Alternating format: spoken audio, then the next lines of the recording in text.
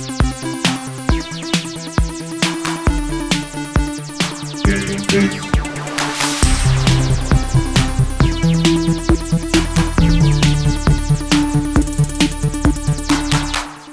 what's up, everyone? We're back. It's GameFace, episode 349 on Sifted Games at Sifted.net. I'm Shane Satterfield, your host and the founder of Sifted. Alongside me, I have two co-hosts today, and that is Matt Kyle and Luna Kyle, who is licking her butt at the perfect time. She knows when she's on. She does. That's hilarious. How you doing, Matt? It's been a couple weeks since we've done a show. Done all right. Yeah? A lot of Final Fantasy. Yeah. Still playing through Final Fantasy 16? Some, yeah. I mean, obviously switched over some other things, and production's kicking into gear on one of the short films, so some time. But although it's easier having done it before. Yeah. But yeah. And I got sucked into another game, so which we will talk about. We'll be talking about today. There's a little indie game out there right now that's actually blowing up. Yeah. It's funny. You talked to me about it, and I hadn't even really heard. I kind of heard about it, but didn't know about it. And then, I went and started doing some research, and then today a story popped up that it's, doing gangbusters. It's, the big indie thing going on right now. So we'll talk about that on today's show. Anything else been going on the last couple weeks? Not really. Yeah. No. How far along are you in Final Fantasy 16? How many hours in are you? Can't even tell. Oh, I don't know. Yeah, there's no listing. I'm past the second time jump. So I'm past the part where Sterling didn't play 2 to realize that it addresses all their complaints in 4 hours. Yeah. Yeah. But I'm pretty far in. I think I've got 3 mother crystals down or something. And then I kind of drifted away and started playing other stuff, but I'll go back to it. You continued to enjoy it, though. Oh yeah, I like it a lot. It's the first Final Fantasy I've really, really enjoyed since 6. Agreed. Yeah, it's pretty crazy. It's actually very well done. Its sales aren't doing so hot. They're not doing terrible. No, it's doing great. Yeah, I mean 3 million. Yeah, it's for one platform on a people are comparing it to stuff like Spider-Man or whatever. But it's but Spider-Man on 110 million PlayStation 4s to sell to, and this has 30-some million PS5s, and that's a 10% attach rate. That's pretty good. And the comparison to Final Fantasy 15, I get it, but Final Fantasy 15 was on everything. Yeah, so it makes a difference with much larger install bases. So this is doing great. Also, what was the other thing that sold 2 million or Street Fighter? Street Fighter 2 million.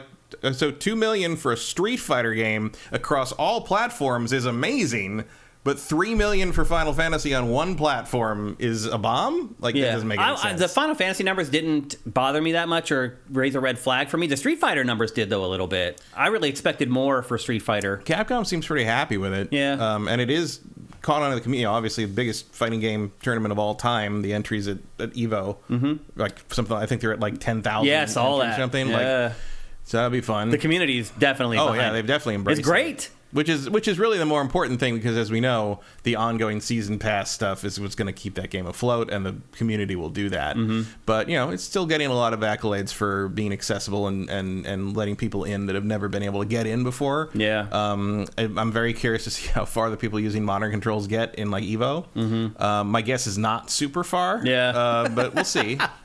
You might surprise me. I know people complain about one button combos. The damage scaling on modern controls is crazy. You can't dominate someone with a really crazy combo in there, because the damage scaling just drops to almost nothing so quickly. So there is a limiter on that. So, and I think that will be a deciding factor in a tournament scene where you've got people that can do the 68 hit Guile combo on command. You know? So it's going to be an interesting Evo for sure. Yeah. I can't wait. I played a ton of Street Fighter 6 over the last week and a half. As you guys may remember, or maybe not, I have had my sister and her son, my nephew, who's 11 years old, has been in LA for the last 11 or 12 days. They've now left. But I played a ton of Street Fighter with him, and of course he was using the modern controls. And basically every character, he may win the first round. Maybe. By the skin of his teeth. Then I started figuring out what the combos were and how to block them, and then I would win the last 2 matches, definitely. Yeah, well, as Alex Valle says, the first round is data. Yeah. So that was interesting. The other interesting thing, too, Matt, was just being around an 11-year-old gamer. I don't want to talk about this too much. In fact, maybe one of y'all should ask me about this for Ask Shane Anything. Go to the thread and put a question in about this. I don't want to talk about it too much here on the show because we have a lot to get to today. But being around an 11-year-old hardcore gamer for the last week and a half has been an eye-opener for me. First of all, he gravitates towards the most violent and gory games that he can play. So he found, of all games on my hard drives, he found Atomic Heart because the thumbnail was like gory and like caught his attention. And then he started playing it. And what I discovered was he did not care about like completing the game. All he cared about was chopping up the bodies. Like he would kill somebody, he'd chop off all 4 of their limbs and then chop off their head. And he just did it over and over and never got sick of it. I was just like, okay. Then he starts playing Call of Duty. Doesn't care about winning or shooting anyone with his gun. All he cared about were the hyper gory violent finishers where you like stab him in the leg and then you stab him in the temple and then you stab him in the heart. Like he was obsessed with those, but didn't care like what his KD was, whether his team won or lost. And then he's obsessed with people. You may not realize this, but remember the game Undertale? Mm-hmm. I could forgive you for forgetting it because it's like almost a decade old at this point. There is a crazy online community that is obsessed with Undertale and creating these weird fanfic animations of Undertale for this character named Sans, who I didn't remember was even in the game because it's been 10 years. He is obsessed with Sans. Every other word out of his mouth is Sans. I was just like, what is going on? Is this like what I should be creating content for? Like, I was like, if this is what I have to do to hit with the younger demographic, forget it. Forget it. I was just like, wow. Like, this. He's 11 years old. His favorite franchise is Grand Theft Auto. I was just like, okay. Which had barely come out when he was the last one barely lifetime. Really. He was like an infant when the last one came out. So it was an interesting week, to say the least. Again, I have a lot more stories to tell about all this stuff. It was like being transported to another world of something that I really care about. I was like just taken aback. I was like, whoa. And I'm just like, how many people are like you? Like, I don't know. But it was interesting hanging out with him for the week. And the crazy part is he's an awesome kid. Like, otherwise you get him away from the games and stuff. He's great. But just being around him, watching him, how he consumes YouTube, again, drop a question and Ask Shane Anything, and I'll expand on a lot of this stuff. But it was quite the eye-opener. But anyway, July 4th was last week, or this past Tuesday, so we didn't do a show. Plus, I had them in town. It just didn't work out, but we're back. Did a show with Adam, which went awesome. Of course, the production for that really sucked. Because it had to be put together all by hand instead of doing it live with the TriCaster like we normally do. But Adam was great. He stepped in for you for a week, and then last week we were off, and now we're back today to catch you guys all up on what's going on. In fact, let's just go to the chat right now. We haven't heard from you guys for a couple weeks. Let's see what you're saying. Don Lionheart. People have asked me this already, Don Lionheart. Is what your nephew did really any different from us late 20s, early 30s who just ran around and murdered people in GTA as kids? LOL. I never did that. I've never done that. When I was his age, games were 2D, and games weren't violent. So there was Doom and like. There was some. I mean, you were already a late teenager by the time Doom came out, but like, there was some violent stuff, but like Narc. Or like Techno Cop on the Genesis, if anyone. I remember Techno Cop. We've seen the ads for that. Like when you shot people, they exploded in all these pieces and fell into like a bloody pile and twitched and stuff. And so my friend and I rented that because like, oh wow, it looks so good. And that game sucks. Like, and we played it for like maybe 10 minutes and went back to Blockbuster and got a different game because it's like that was not enough to entertain us. Like, I don't know what, and I played Soldier of Fortune and all those games where like, the really, the Sniper Elite where you can shoot people through any kind of internal organ you want. So, but like, it's got to be a good game. I don't think we ever had that. He didn't care about the quality of the game at all. I did run around in GTA 3 and blow stuff up and see how long I could last against the cops, but it was never about like killing random But I mean, I would to get the star rating up, but mostly I was interested in destruction. I never did that. I never did that with GTA 3. In fact, if you go back and look at some of like the game spotting editorials that I did at GameSpot back in the early 2000s, like 2000, 2001, I railed on GTA for that. I was like, this to me is the game that basically all the conservative people who say games are bad and games are depraved, this is the game that they can now point to. They didn't really have that game before. Now it's here. Yeah, well, and then it became the most popular thing ever. Right. So it doesn't really matter. Yeah. But yeah, I don't know. Like I was never that way playing games ever. I don't know if I can know that because games didn't do that. That's true. then, Again, when I was 11, you know? like I was playing 2D games, and there just Yeah. weren't simply games like this. And it was interesting to see like violent games and stuff at the time, but it wasn't like it had to be more to it. Like like Splatterhouse was cool because it was like a horror movie, but also Splatterhouse was fun. Yeah. Like there was more to it than just the animations of things getting their heads cut off and stuff. It was a fun side scroller. Yeah. Like that was the issue. Like that's the issue is like, if you're like playing Atomic Heart simply to dismember someone is weird. Yeah. To me, it was like, bizarre to me. Like that is a different thing to me than because like look, playing GTA 3 to blow as much shit up and get the cut and like run away and live as long as you can. Like that's clearly an intended function of that gameplay system. I don't think butchering random passerby is what you're supposed to do I don't think that was a purposeful thing put in Atomic Heart. No. That's a different way of using the game that's a little odd. I will say this. I have a new appreciation for the ESRB and the ratings because, in all honesty, I do not think he should be playing the games that he's playing. And I'll be fair. I'll be honest. I was a little disappointed in myself for allowing him to continue playing them and not standing up to his mom, my sister, and telling her he should not be playing these games. I was like, okay, you're the parent. I've never been a parent. I'm going to respect you because it's a tough job that I've never had to do. I try to stay out of telling any parent what to do with their kids. But, man, I was right on the edge with this. I was like, this is not good. He should not. Yeah, the kid might want to talk to somebody. Yeah. So it was interesting to say the least. And then, I would be like, is anybody else doing this? And I would go look at the videos that he was watching on YouTube, and they had done like 3 million views. And so... yes, other kids are like that. So it was interesting, to say the least. Again, ask me a question and ask Shane anything, and I'll dive into it a little bit more this Friday, actually, when the new episode goes up. But otherwise, it was awesome being able to hang out with my sister who I hadn't seen in forever and haven't spent this much time with her maybe ever in my life. So it was great. I appreciate you guys being patient with how some of the content was coming in over the last week while she was here. You guys were awesome, and I appreciate it very much. Let's check in with chat again. I went on a tangent there. Erebus Jones, thank you for Twitch Prime. That's awesome. Let's see what other people were saying here about this. I remember the Carmageddon controversy back in the day and thinking, why would I want to do that, Cinetike? Yeah. Again, not a very good game. Right. Like, that's the thing is, like, it's hard to gauge because, like, I guess the only game that really I got really into that was like violent like that was Mortal Kombat. But the finishing moves were kind of a fun little extra. They were not the point of the game to me.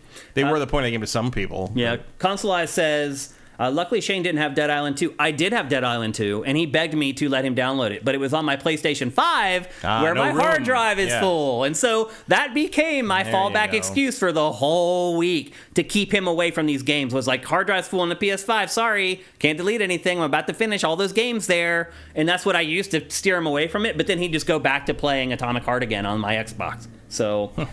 so he wanted to play Dead Island 2, and I was just steered him away from it, luckily. Let's see what else you guys are saying. That would definitely be in his realm of interest. Not Cirque says, when I was his age, I was definitely doing that. Even flying planes in the building in the game. I was 11 when 9/11 happened. Man, I've never been that way, but I guess some of you have been. Toast9, thank you. Andy T. Monahan, thank you for Twitch Prime. That's awesome.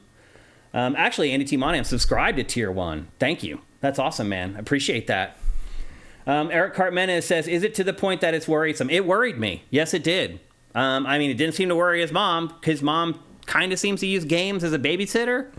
It didn't seem to worry her, but it definitely worried me. I mean, I wouldn't be talking about it on GameFace if it didn't worry me. The Abrams says, the kid seems crazy. My nephew just plays Minecraft. Because your parents only let him play Minecraft. That's why. Trust me, if your parents let him play Atomic Heart, he would play Atomic Heart. That's where the parents have to step in and be parents, in my opinion. So... okay, let's see if there's any more Twitch Prime. Rock and Roll 458, thank you. That's awesome. David 5807, thank you. Who else we got here? I thought I saw a couple. The Big Smoke 82, thank you for Twitch Prime. AJ the Legend Watson, thank you. And Barry Lomax, thank you for Twitch Prime. Mr. 60, thank you. Don Lionheart, thank you. There should be a lot of you guys ready to subscribe because this is really our first show in July. We got one in right before the month turned over. But this is really the first one that we've had since July, the month turned over. So a lot of you guys should be ready to help us out with Twitch Prime if you can, and we'd really, really appreciate it. There's some housekeeping for today's show. As you might imagine, there's a lot of it because we haven't been here for a couple weeks.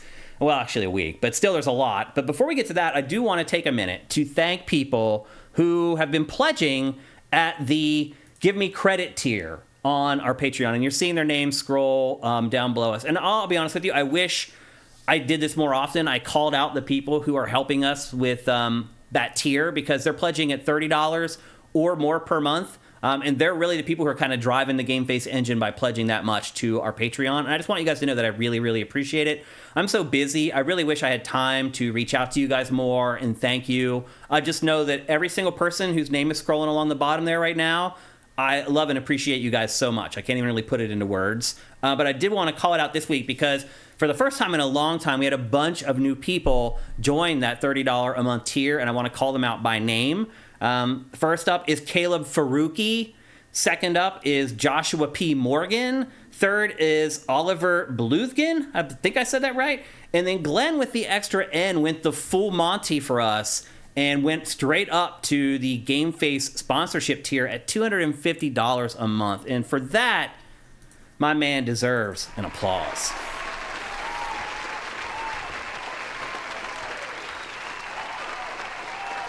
But I want to thank all of you guys. Without you guys, this doesn't happen. This would have ended a long time ago. The people who are pledging the $30 a month are really what's keeping GameFace going. So thank you guys so much. I can't really express how much I appreciate you, all you guys, honestly, all our patrons, but really the ones who are going above and beyond at that $30 a month tier. So thanks, guys. And welcome newcomers, the folks who just joined that tier. We really appreciate you guys. Now it's time to get into our housekeeping, Matt. Big day today. Today is Prime Day. I feel like we talk about like Prime Day and like Black Friday every year, and both of us are just like, I'm not buying anything. I mean, if I hadn't said anything, I would never have noticed. I'll be looking at some stuff. I'm still waiting, by the way. People have asked me like for my DJ gear to come back on sale on Amazon. I'm hoping just by some strange coincidence that it goes back up for sale on Amazon and it's at a discount. So that's what I'm looking for. Also looking maybe if I can find a cheap 4K monitor because I need a 4K monitor to be able to capture in 4K. And there's some stuff that we're doing that I wouldn't mind kind of shifting up to 4K at this point. So I'll be keeping an eye on that. Is there anything that you're looking at or looking for? Nope. Not that would be on sale there. I mean, we're a little older than most of you guys. Matt and I kind of have everything we need at this point. We're very fortunate to be able to say that, but we are lucky that we're older and we've kind of bought most of the necessities that you need as an adult at this point, and it's just kind of stuff that we want now instead of stuff that we need. But if you are someone who still needs stuff, not just doesn't want stuff, and you're looking for a bunch of deals, we've curated, I don't know, 3 or 4 different Prime Day articles on Sifted. They're live right now. They're roundups where the websites go and do all the work for you and find all the best deals. There's like 4 or 5 of those right now up on the site, curated if you want to check those out after the show is over to help you spend your money and your time wisely during Prime Day today. But yeah, it's like after the first couple of Prime Days, it's just kind of lost its luster for me. I realize for younger it's also people, like the Steam sale thing where like a lot of the Prime deals are not what they once were. It's like, you remember back in the day when it's like, oh my God, that thing's normally $50 and it's like $9. Yeah, that doesn't happen anymore. No. Yeah. You search around for hours and you can't find even a single deal that's like that. And so you just give up. Like after a couple years of doing that, I was like, I'm good. Like if there's something that's a really good deal, I feel like it'll bubble up for me on social media or something like that. And I'll end up finding out about it. So yeah, I don't really dive into Prime Day anymore. But if you guys are, good luck. But I'm interested in like weird shit. Like I don't know if you saw this. It was last week, I think. Sometime. Can't remember what day. Thursday maybe? Thursday or Friday.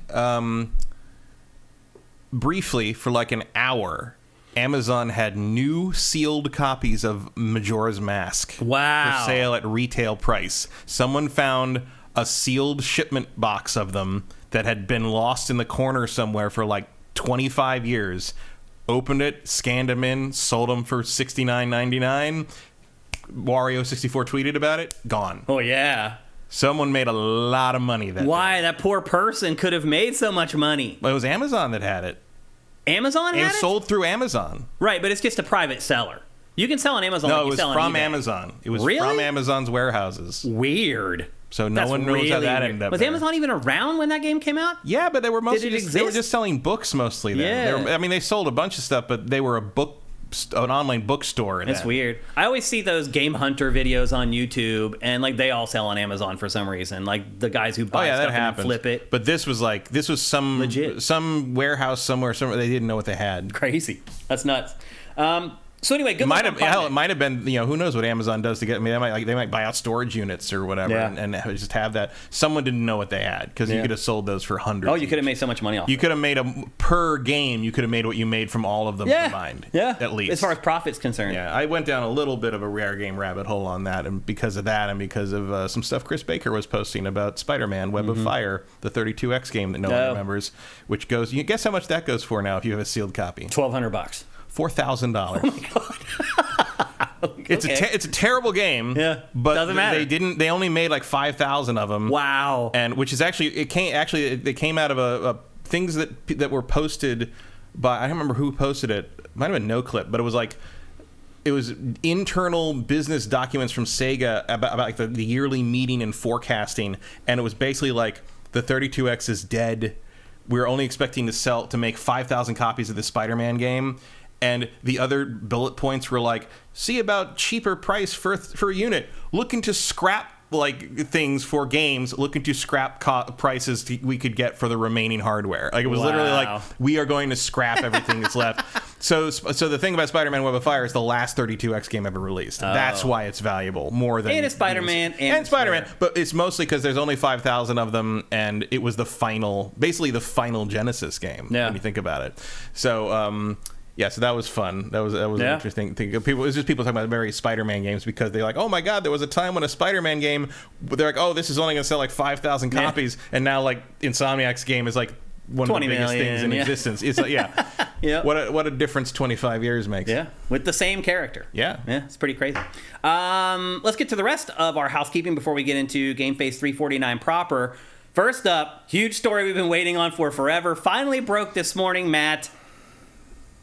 The FTC has lost the case against the Activision Blizzard acquisition by Microsoft. There are no more hurdles. Could have saved you some time on that one, boys. Yep, if you've been watching GameFace, we've been saying this for forever, that it's going to go through all the hand-wringing, all the court cases, all the hearings, all the PlayStation fanboys whining about it. It wasn't going to make any difference because on legal standing, there was no way the FTC could stop this acquisition. There was no way. We've been telling you guys this all along, and I know some of you guys wavered when you started seeing some reports here and there, when you saw the UK said no, but we told you it was going to go through. It did go through as of today. The only stumbling block left globally is still the UK, but also this morning it emerged that Microsoft in the UK are working behind the scenes to make the deal go through. Right. And so... Well, because the other option is just not sell things in the UK, which is probably not a thing consumers would appreciate. Which is something that I think Microsoft, one, would have been well within its rights to do, but also fiscally probably would have made sense to do. Yeah, I mean, you would lose less money not selling product in the UK than you would fighting it in court. Yeah. So, and like, how is that going to... Yeah. And like in a very real way, that is not, the job of the FTC and the other sort of, similar entities in other countries is to look out for the interests of the consumer and to be enough of an obstacle to commerce that you deprive the consumers of the products they want is sort of anathema to the purpose of that organization. So I imagine they will cave on that pretty quickly. Yep. Because there's just I get it. Like conglomeration is disturbing but Activision doesn't own any means of production. They don't own any patents on types. You can't. It's not like they own the first person shooter. Like this doesn't hurt anyone. Also, by the way, if you haven't figured it out by now, Matt and I are like anti-monopoly, anti-conglomerate. That's just not what this is.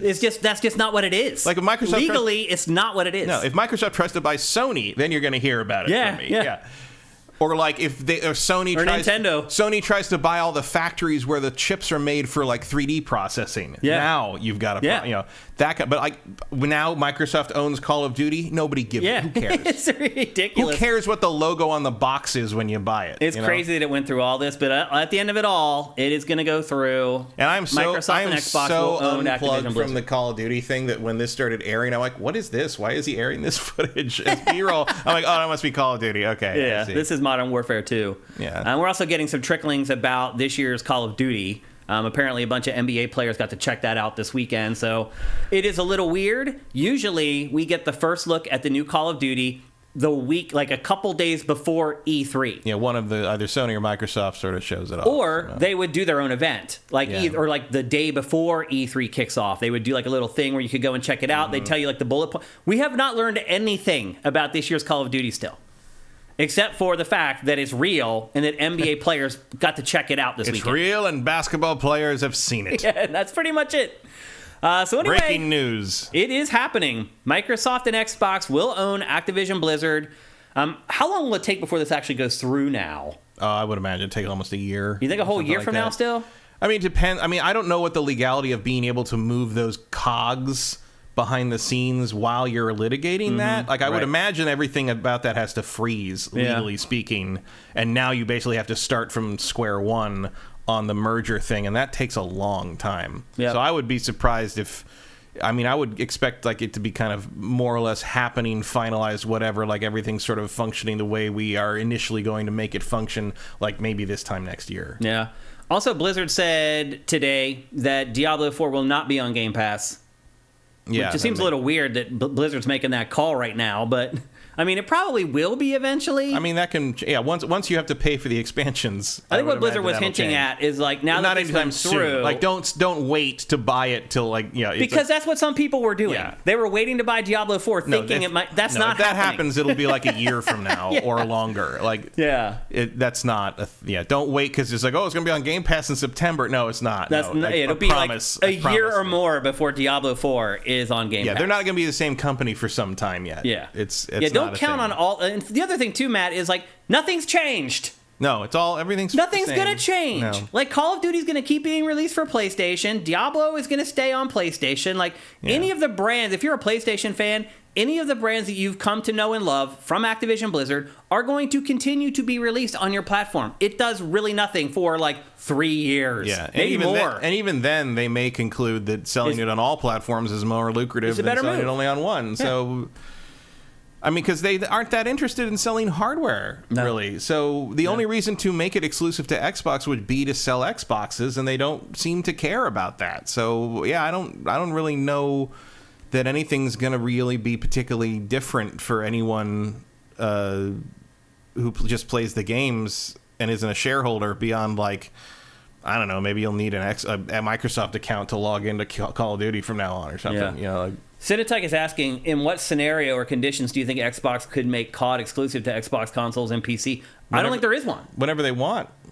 I mean, once the contract's up, they could do it if they want to. Could they renege on what they said to all the authorities? There's nothing. But then the authorities could come after them still. For what, though? If they were breaking, like, for example, like they promised, basically.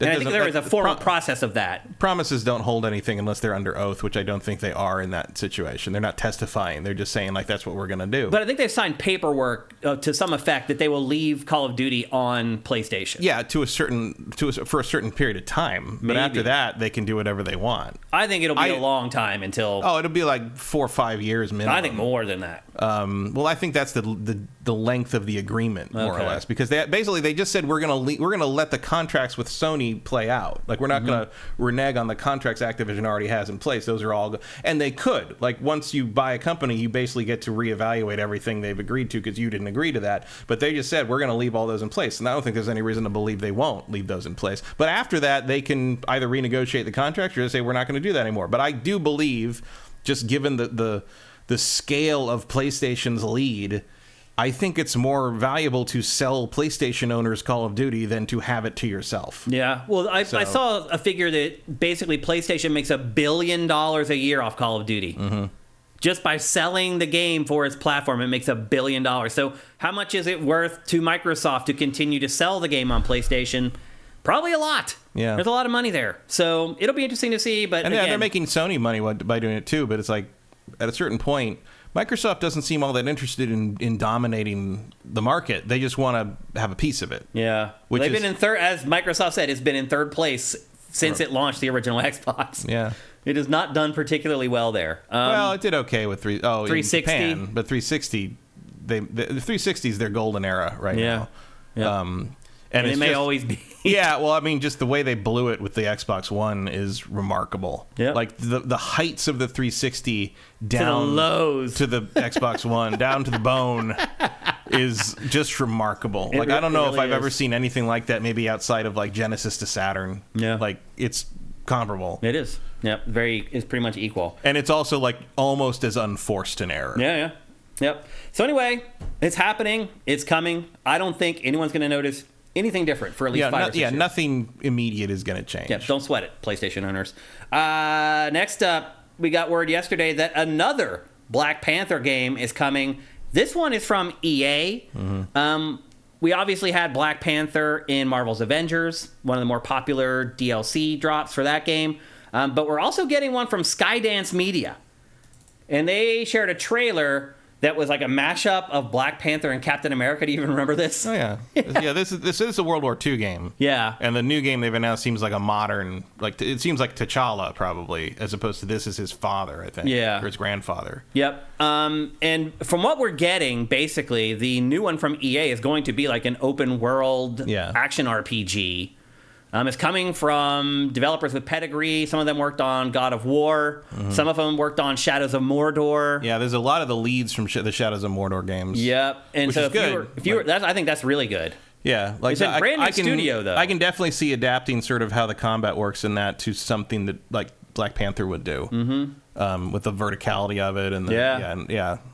So I think that's a good choice as far as developers are concerned. Again, it's a very promising idea and pedigree and people behind it. It's just one of those things where it's like, well, we have all these, superhero video games announced right now, and the only one I'm really sure is going to come out right now is Spider-Man 2. Yeah. It's like... yeah, because don't forget, we have the Wolverine game that's under development in Insomniac. There's all these Marvel things just hanging out. Which they're really just staffing up now. Yeah.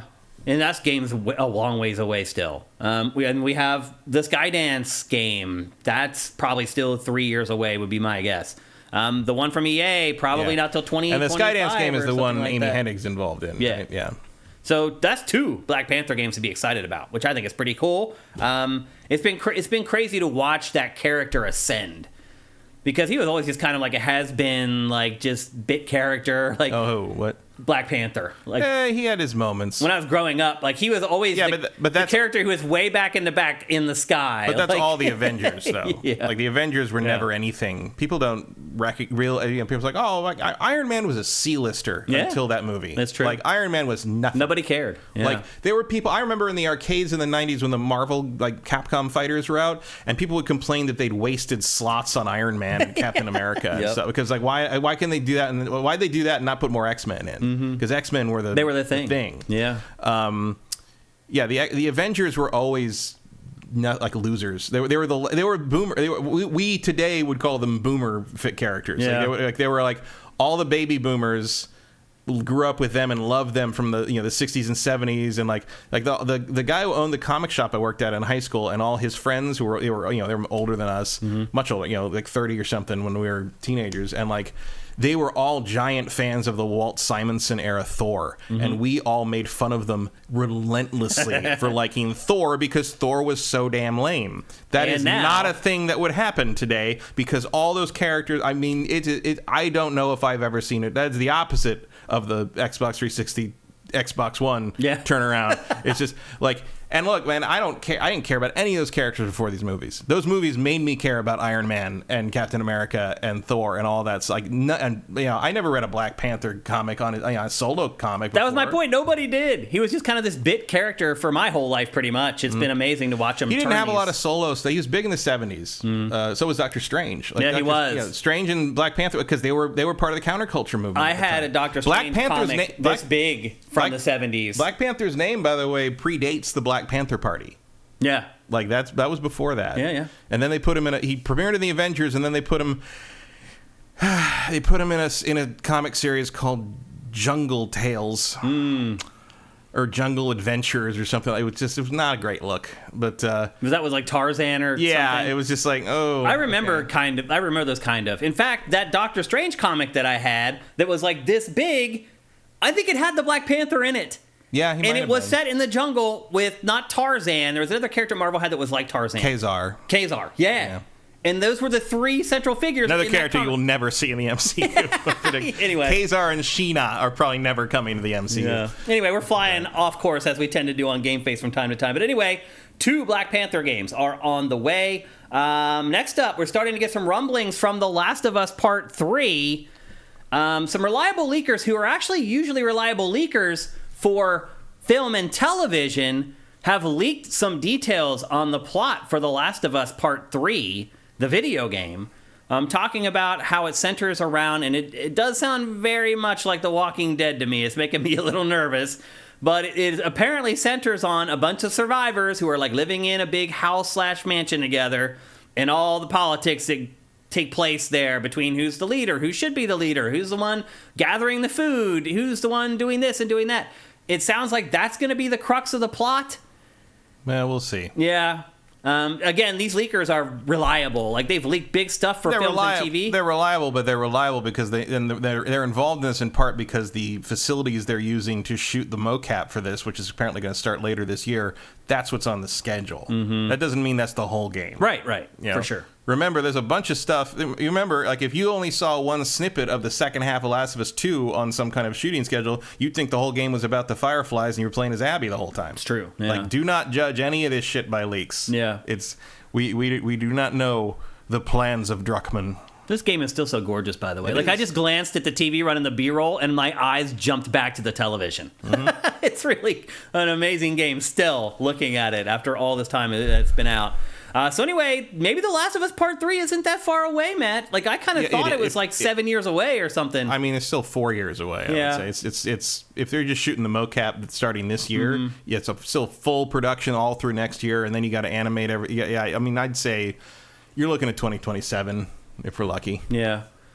So anyway, just and remember, they're going to drag that show out because they can't do the end of the show till they do the end of the series in the games, because that's what Druckmann sees. The game will come out before the adaptation in the show. So you're looking at they're kind of racing against themselves here. So I bet they would like it to be out in 2026, but we'll see. They also, they've staffed up at Naughty Dog. Yeah. So they conceivably could finish games more quickly than they have in the past if they decide that's what they want. I mean, they might be staffing up for that. The fantasy game, the new IP that we haven't heard mentioned in a couple of years. We're kind of due to learn a little bit of something. I mean, about that. What was somebody staffed up on? Was it the Jedi Fallen Order 3? Mm-hmm. They're hiring audio people for that. Yep. And there are people like, why don't you finish the patches? I'm like, I don't think the audio mixer is particularly involved in the performance patch for the PC, guys. I think it's fine that they staff up for that now. Yeah. Barry Lomax says, I want to replay Part 2, but not emotionally ready yet. Yeah, it's intense, man. It is one of those games where you think about playing it again. You're like, man, do I want to go through that again? That's a lot. It is a lot. Also, there's part of me that's like, PC version? Yeah. It's probably coming, right? Yeah. It probably is. Maybe next year after. But with the track record so far with PlayStation games on PC, you just wait a while. Yeah. Like a couple Last of Us Part 1 is pretty functional. It's pretty fixed now. Yeah. Yep. So anyway, already starting to hear some stuff on The Last of Us Part 3. That is pretty exciting. Next up, we finally got the first look at EA Sports' new soccer game, EA Sports FC 24. We wondered if they were going to go with the annual nomenclature for EA Sports FC for the first outing. I thought maybe they might just call it EA Sports FC because you want people to forget about FIFA and kind of attach to that new IP. But nope, they're going with the yearly. Somewhere out there's someone's just like, they haven't made 23 of these already. Yeah, but they are just going with the year nomenclature for this. This first trailer does not show very much at all. I think what it does more than anything is it wants to show FIFA fans that the real players are still in the game. That's the whole purpose of this trailer. And we have meticulously modeled the locker rooms. Yeah. The gameplay trailer for this comes out in a few days. So they wanted to put this out first. There's a little bit of gameplay in here, as you can see, but for the most part, it's just showing you, like, yeah, we lost the FIFA license, but we did not lose the license to use real players in the game. Mm-hmm. So I think that's a big question a lot of FIFA players had, a lot of FIFA fans had. Do you think, like, I always think about how notice they're always showing them from behind so you can see the names on the jerseys. I was thinking about the cloth on the and how, like, that's advanced over the last, like, 10 years is the cloth of the clothing, like, no longer being part of the character's body model and being like something that is simulated on top of the model. Yeah. You think there's people out there that are trying to figure out how to simulate how like static works on those soccer jerseys? When you wear them and they get and like someone's trying to figure that algorithm out so they can make it like hang on the body. The ones properly. that are like too much polyester that always and it kind of stick clings. They don't hang because these things all hang like a perfect Magneto cape down there. Like, and I'm like, that's not what it feels like to wear one of those things. No, and I'm like, somewhere out there, someone is trying to figure out how those things stick to people. Yeah, in a more accurate way. Yeah. So anyway, we will get a gameplay trailer for this here in the next couple days. This is just kind of the teaser to get people on board and make them realize that some of the stuff maybe they thought was going away is not going away. It'll be interesting to see how this does without the FIFA name. Yeah. It's a big test for EA soccer franchise. I tend to think it's going to do just fine. I think it'll probably sell just as well as a FIFA would, but I've been wrong before, and I could be wrong about this one. But so far, so good, I think, for EA Sports Yeah, I don't know FC. enough about soccer fans to know how much the FIFA license carries for them. Like if there's, and also, like, I mean, it's going to depend which one's better to play. Yeah, that's a big part of it. And I think that's where the gameplay trailer. Yeah. Well, also, I mean, this is still the FIFA people that made those games. Yeah. Right? So it's like Same basically, talent. the FIFA license game really has the uphill battle here in terms of being as good a game. Oh yeah. I mean, who even has it? Like, no one's even bought it yet. Like 2K even hasn't snatched it up. They made a Lego soccer game instead of a FIFA game. So because there's no FIFA game this year, right? Right. Yeah. So I think FIFA may come to regret not playing ball. I mean, with EA's definitely got a year to like really lock this down and make people trust this new before something else comes along. Yep. So anyway, first look at EA Sports FC, not too shabby. Next up, one of the final topics we're going to discuss that came out of the crazy hearings for the Activision Blizzard acquisition by Xbox and Microsoft is that Microsoft believes that a PlayStation 5 Slim is coming this year for $400. Where do you think Microsoft would have got that information? I mean, all those people talk to each other, and they third party told them. They use the same factories. They talk to third party stuff. I mean, maybe some Microsoft guy sat next to a Ubisoft developer on a plane and picked his laptop up when he left it on the seat. I don't know. Like, that's happened to Ubisoft over and over again on trains. Yeah, I guess the only way we know that was true if like suddenly everything from the next Assassin's Creed leaked out too. Yeah, but maybe they're saving that for next week. But what do you think happens if there is a PS5 Slim for $400? I don't even know what that looks like. What is it? Well, I think it's just the same hardware, slimmer, cheaper.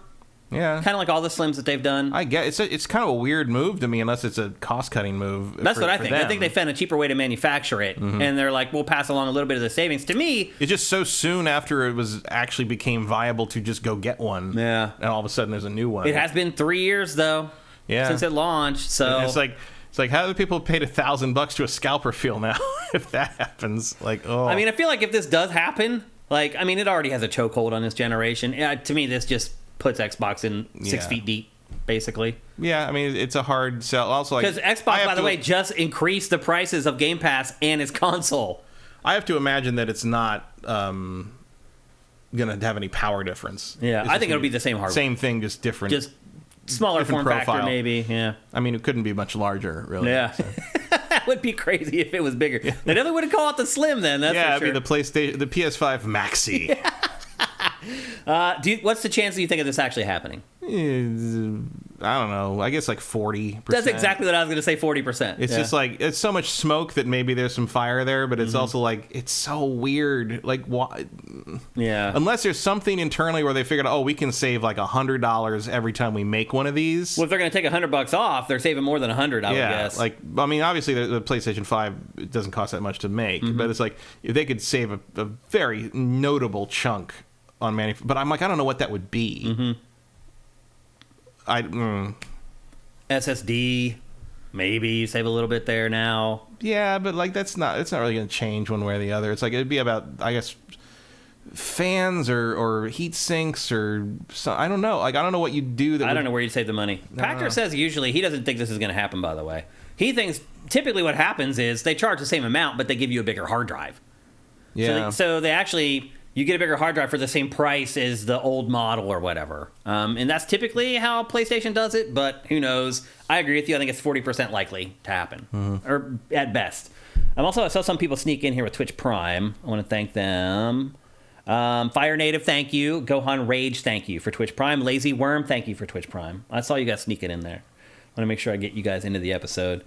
See if there's anything else you guys in here. Rock and Roll 458. Losing the FIFA license does not actually matter that much, as the biggest FIFA tournament is the World Cup, but that's not a primary focus in these games typically, since that's every 4 years. This is true. And this is the last year that we'll have a World Cup in an EA soccer game. The Women's World Cup is about to happen, and they are getting ready for that inside FIFA. But that will be the last time that a World Cup is inside an EA soccer game for the foreseeable future. So, the Abrams says PlayStation lowered the price to €450 here in Croatia. Interesting. I hadn't heard that. So can like the EA in their game, can they just have the players play like a tournament for like the global dish? Global Cup? Probably. They probably can. They'll find a way to work around it, I think. We'll see. Erebus Jones asked, do you think they might just be trolling Sony by leaking the reduced price when no such plan existed? But no, I don't. This is internal stuff, because this was internal. They'd have to be lying to each other. This wasn't like a leak. This was in the discovery process. You have to send like all your emails over, all your documentation over, and they just found it in there when Sony sent the discovery over. So yeah, it wasn't like some troll or anything like that. I see what you're thinking, but just the way this actually happened, that's not the case. Swanland says, I think it's more they start focusing on current gen completely. Before that, they are still developing cross-gen for later consoles. Yeah, that's true. I think we're seeing the switch this year, where almost all games are next gen only now. Yeah, even like the dumb ones. Even indie stuff. Indie stuff is starting to like forget the older consoles, and that typically is the last to move. So, yeah. Another story from this week for housekeeping is that they're remaking Assassin's Creed Black Flag. Skull and Bones just can't get a break. Yeah. Like the Assassin's Creed team was just like, fine, we'll do it ourselves. Like, yeah. Wow. This game is only about 10 years old, a little less than 10, I think. Maybe 8 years old? I think it's more than that. Is it? Is it older than that? I think, because I think we definitely, when was this? Was this a launch title? I don't think so. Rogue was a launch title for the Xbox One and PS4. That sounds about right. But Rogue came out. No, it was Unity, and Rogue came out for the previous gen consoles. And Rogue was an evolution. Right, that's right. It Rogue was an evolution of Black Flag, which is like a year or two before that, because it was the follow-up to 3. I want to say Black Flag was 2012 or 2013. It's around 10 years old. Yeah. Is that too early to remake a game, Matt? Now I realize people love this game. And a lot of people are like, you know what, I wouldn't mind just playing it again, period. I don't know. I mean, I replayed it on PC like a year or two ago, and it still works. Yeah, I mean, it doesn't seem like it's... I mean, we're watching the launch trailer for it right now. It still looks pretty damn good, particularly when you compare it to, like, new Ubisoft games. Like, that engine hasn't evolved all that much since this. It does seem a little bit earlier to me, but the other thing I've discovered, Matt, is that a lot of people are excited for this, and they're like, I'll pay for it again. 2013. Okay, so it's about 10 years old. It's 10 years old this year. I mean, this game conceivably is still a couple years away, so that would be 12 years probably. Yeah, I mean, I bet you could make it look really cool now, like with modern tech, like the ray tracing and all that stuff. Like the ship battles would be amazing. It's fun. Game still looks damn good. Still looks good. I like Rogue better than this one, partly because I think Shay Kenway is not his name is Kenway. Is it Kenway? Shay is a more interesting character than... I think you're combining his name with the last name. Connor Kenway is this guy. Yeah, Shay is a more interesting character than Connor. Is it Connor? Connor's the Assassin's Creed Connor's from Assassin's Creed 3, isn't he? Whatever this guy's name is. Yeah. Edward Kenway. Yeah. That's it. It's been a while. But like these are still fun games. I mean, my main complaint with this and Rogue is I don't like it when they make me get off the boat. Yeah. When you make me play Assassin's Creed instead of that was the idea behind Skull and Bones, right. I think. Like it's all you needed to do was do that, but for the whole game. It's so weird. Faradol says Shay Cormac. Okay. Yeah. Kenway is from Assassin's Creed 3. And it is Edward Kenway from Assassin's Creed 3, I believe. Edward Kenway? I think so, yeah. That's what I remember. Anyway. I thought Edward Kenway's the Black Flag guy. Oh, I think it's Shay Cormac. Shay Cormac is the rogue guy. He's the assassin that turns Templar. Interesting. In that, that's why it's called Rogue. Oh, right, yeah. And yeah. Yeah, the lore of these games really stuck with us, it turns out. It's a lot to follow. It's a lot to remember. And Connor... 10 years ago. Connor is 3. Connor is the son of the more interesting character you start in that game is the Templar guy. Yeah. Yeah, Erebus says Ed Kenway is the Welsh guy on Black Flag. Yeah. Okay. All right. So anyway, what I've learned, But this is like years away anyway. Well, a couple years would be my guess. The remake. But what I've learned is that people are ready to pay for it again. Are you surprised by that at all? No, I'd buy it. Yeah. I like this game. You know, there's a nostalgia to it now already. You know, 10 years ago, if you were playing this game when you were 16, you're almost 30 by the time this comes out. Like, sure, that's prime area. We're very old. Hashtag old. That's for sure. But anyway, they didn't say when it's coming. In fact, this leaked. Wasn't an official Ubisoft announcement. But once again, this is coming from reliable leakers. Ubisoft can never keep anything secret. I think we know that already. So anyway, I'd guess 2025 probably we'll see this remake or whatever. And by then, they'll have Unreal Engine 5 whipped and it'll look amazing. So a couple more years to wait for that. Another piece of housekeeping from the week, and again, it's been a busy week. CD Projekt Red tried to rewrite history on Cyberpunk 2077, Matt. Their head of PR basically said that all the negativity around Cyberpunk 2077 at launch was just people piling on and it becoming kind of like an internet zeitgeist. And it wasn't the fact that... No, that game ran like shit when it came out. I remember. I was there. I remember that. Yeah. There was nothing else to do. It was 2020. Yeah. I mean, I on PC and on PlayStation. I played it on all three systems, and it ran like garbage on all three of them. I played on PS5, and it ran and played okay. But you can't deny that the PS4 and Xbox One versions of this game were a disaster. Yeah. A complete disaster. You can't act like you didn't release those. I mean, they never should have put them on. It should have been a next-gen only game from the beginning. Yeah, and that's how most people played it, because when it came out, nobody had a PS5 or an Xbox Series X. Everybody had PS4 and Xbox One. So the vast majority of people who played this game at launch played the bad versions of the game. So what are they talking about? Like, it really bothers me on a core level of worrying about the truth and having an alternate facts. They're saying we are so powerful and so listened to that we can just make up our own reality and some people will believe it. Well, it's doubly weird for this company, which has spent so much time with previous games being like, yeah, we screwed that up, so we're going to give you the enhanced version of Witcher for free. Right. And it's like, that's a very different move. I mean, and also, like, if it was so perfect when you released it, why are you completely overhauling how the game works in September? Yeah. Like, not just in performance-wise, but in terms of how the gameplay mechanics are. Yeah. So, yeah, that's a very strange PR choice. It's crap, honestly. Yeah. And I hate that that's like a part of our society now, where people are like, you know what? I don't like the truth, so I'm going to make up my own truth. And if I have enough people who follow me or enough fans or whatever, there's a certain amount of our society that's going to be like, no, now that's the truth. I have a hard time believing they're going to get away with that with this. There's too many people that are still mad about how that... I mean, for God's sake, Hello Game still gets shit for No Man's Sky. It does, like 10... how long ago was that? Yep. 7 years ago? Yeah. Like, yeah. And they've, like, actually fixed everything and gone well beyond what anybody expected for that game, even at launch. Cyberpunk is going to have to deliver in September with this overhaul. I mean, the performance is fine now, more or less, on the next-gen stuff and modern PCs, but, like... Yeah, there's the game. There's one thing that hardcore gamers can do is hold a grudge, and I don't think they're going to get away with this one. They're going to get mocked for this one, no question. It seems like most people have mocked them for it, but there's hardcore CD Projekt Red fanboys out there. Believe me, I know better than anybody that there's delusional hardcore CD Projekt Red fanboys out there, which I was kind of shocked to find out about, but it's the truth. So anyway, CD Projekt Red trying to have its cake and eat it too on Cyberpunk 2077. And as always, GameFace isn't having it. We also got the debut of NBA 2K24 this week, Matt. Something that we definitely would never talk at length about on GameFace. And the big feature for the game this year is crossplay.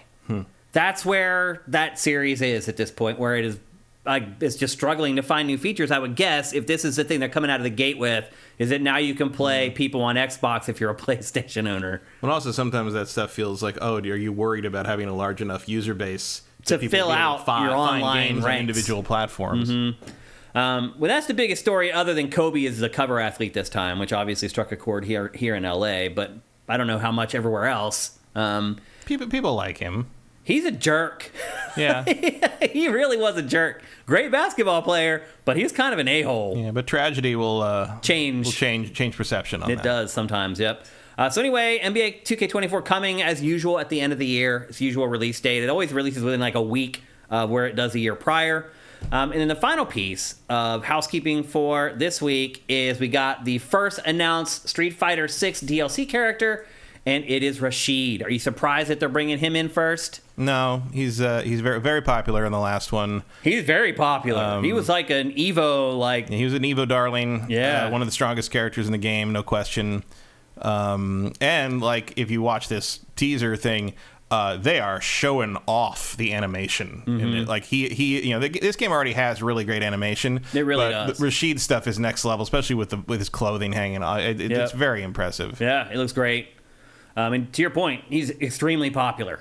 Yeah. Yeah, and I'm surprised he wasn't on the base roster, in all honesty. I feel like maybe they needed a little extra time on him because he just looks so complicated in terms of visuals and animation. That could be.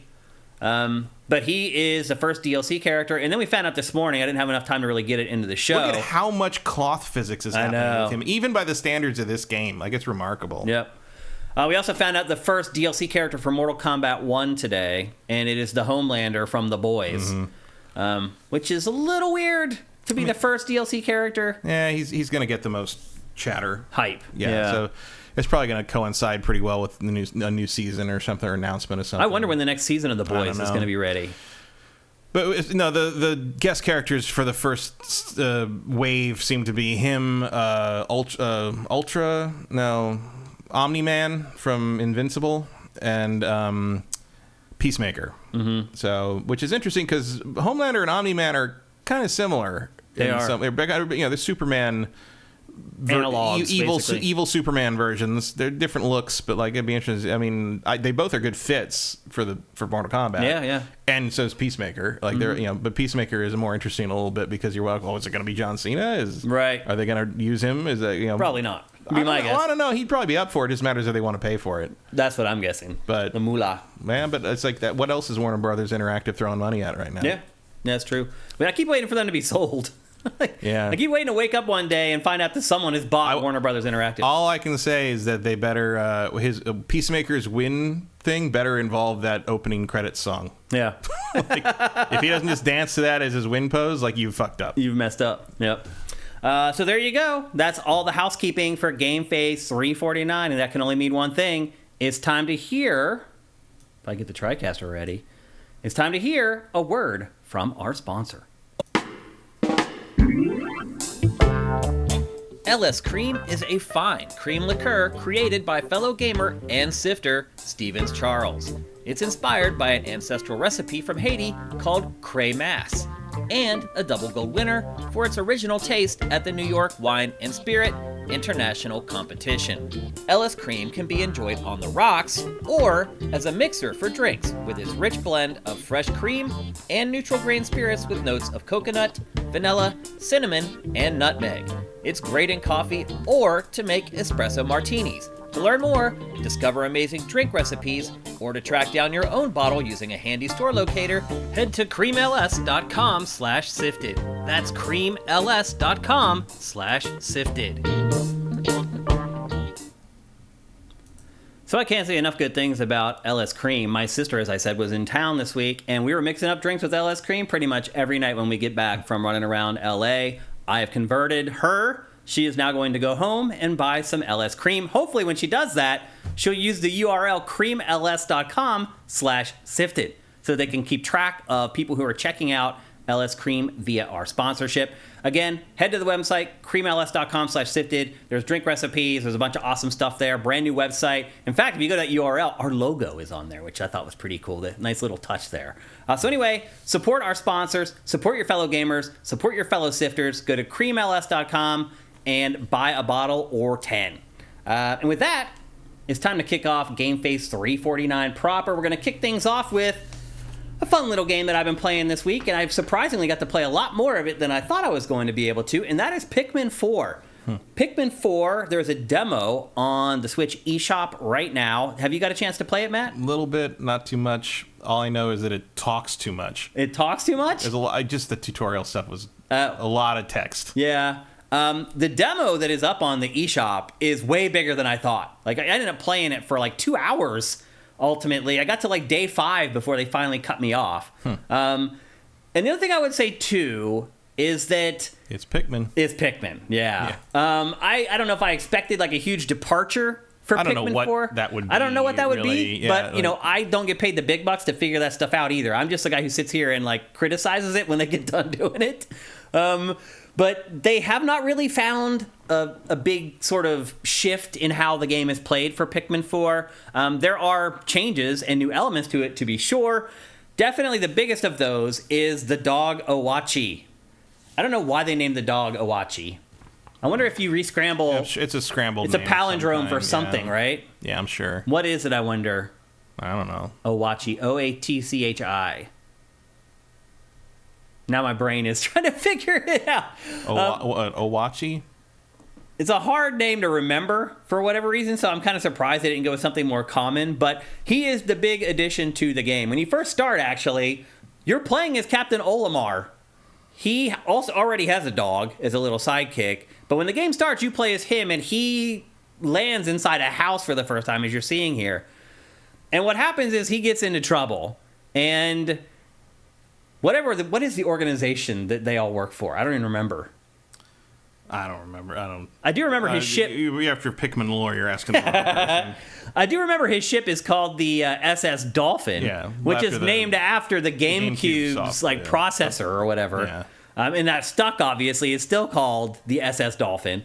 But anyway, the organization that Olimar works for, he gets into trouble. He sends out a distress signal, and the organization sends a whole response team out to save Olimar. Well, as luck would have it, as they're approaching the planet that he's on, their ship has a malfunction, and they all crash land on the planet, and they're all scattered all over the planet. This game takes place on Earth, correct, Matt?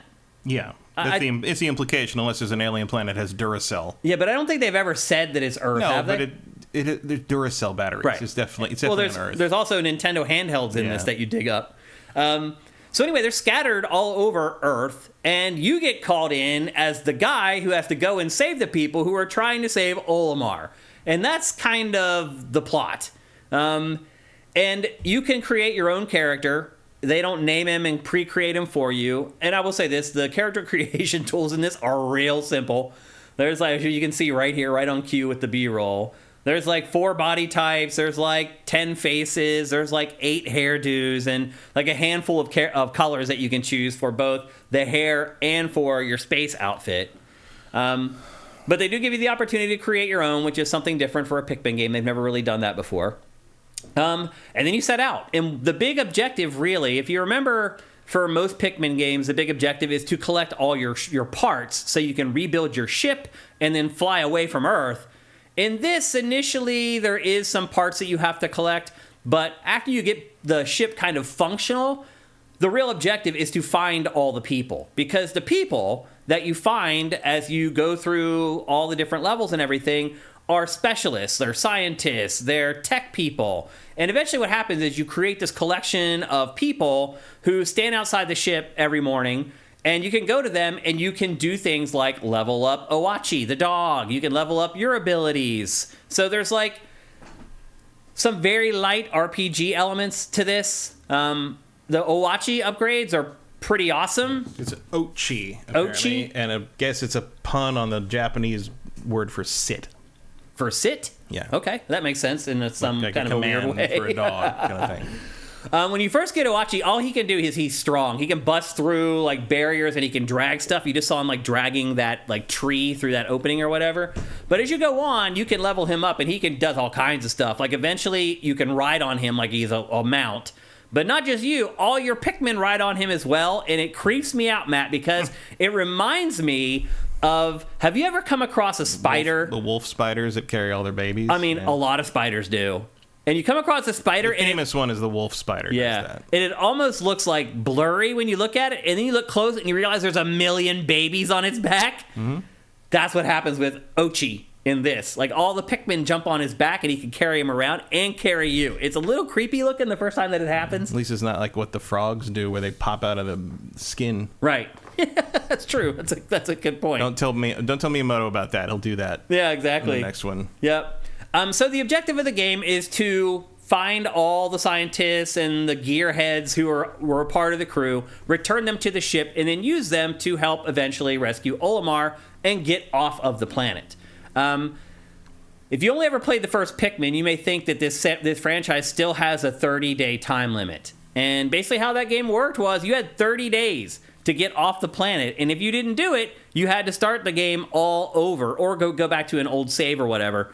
It was annoying, and it was one of the things that people criticized about the first one. Since then, they have ditched that 30-day time limit, and that is also the case in Pikmin 4. You have as many days as you want or you need in order to get off the planet. Now, you still have the daily time limit, so you have to get everything done before the sun sets. Later on in the game, eventually you get glow Pikmin, which let you actually stay out at night and keep completing objectives and fighting enemies at night. But up until day 5 or day 6 that I played this, that had not happened. So still, when the clock starts counting down, you need to get back to the ship, get all the Pikmin back to the onion, otherwise they all die. And that part of it is still the same, at least through the first couple hours of the game that I've played. As you venture around, you find new onions so that you can then store and take different types of Pikmin out of the onions. So right now it's only red because I only have the red onion. Eventually you get the yellow onion, and the red will have like a stripe of yellow on it. And eventually you're able to take all your Pikmin out of that one onion. Now, the way the days work in this is kind of important because, Matt, do you remember, was it Pikmin 2 or Pikmin 3 where there was those dungeons, like the underground that you would go down into and you'd fight underground? That was definitely in 3. I don't remember if 2 had that. I think it was 3. And they were kind of like cordoned off and like separate from the game. There were things that you could kind of choose to do, and you didn't really necessarily have to do it in order to complete the game. In this, the underground stuff is integrated into the game proper. So as you venture around, you'll find these little hatches that you can jump down, and you go down underground and fight underground. But now there's important parts and other stuff that you need that are mission essential underground. So you have to go underground.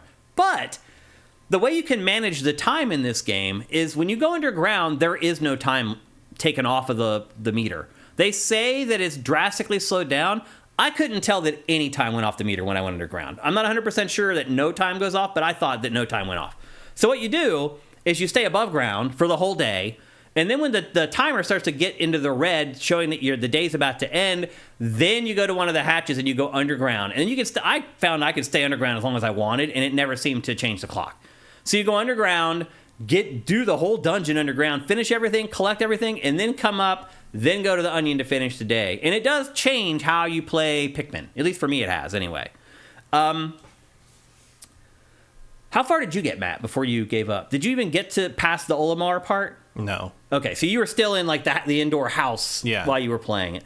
What kind of things did you notice while you had spent some time with it? It's Pikmin. Like, yeah. I really didn't hook me. Really? It did me. I didn't. I don't know. Are you a fan of Pikmin? No.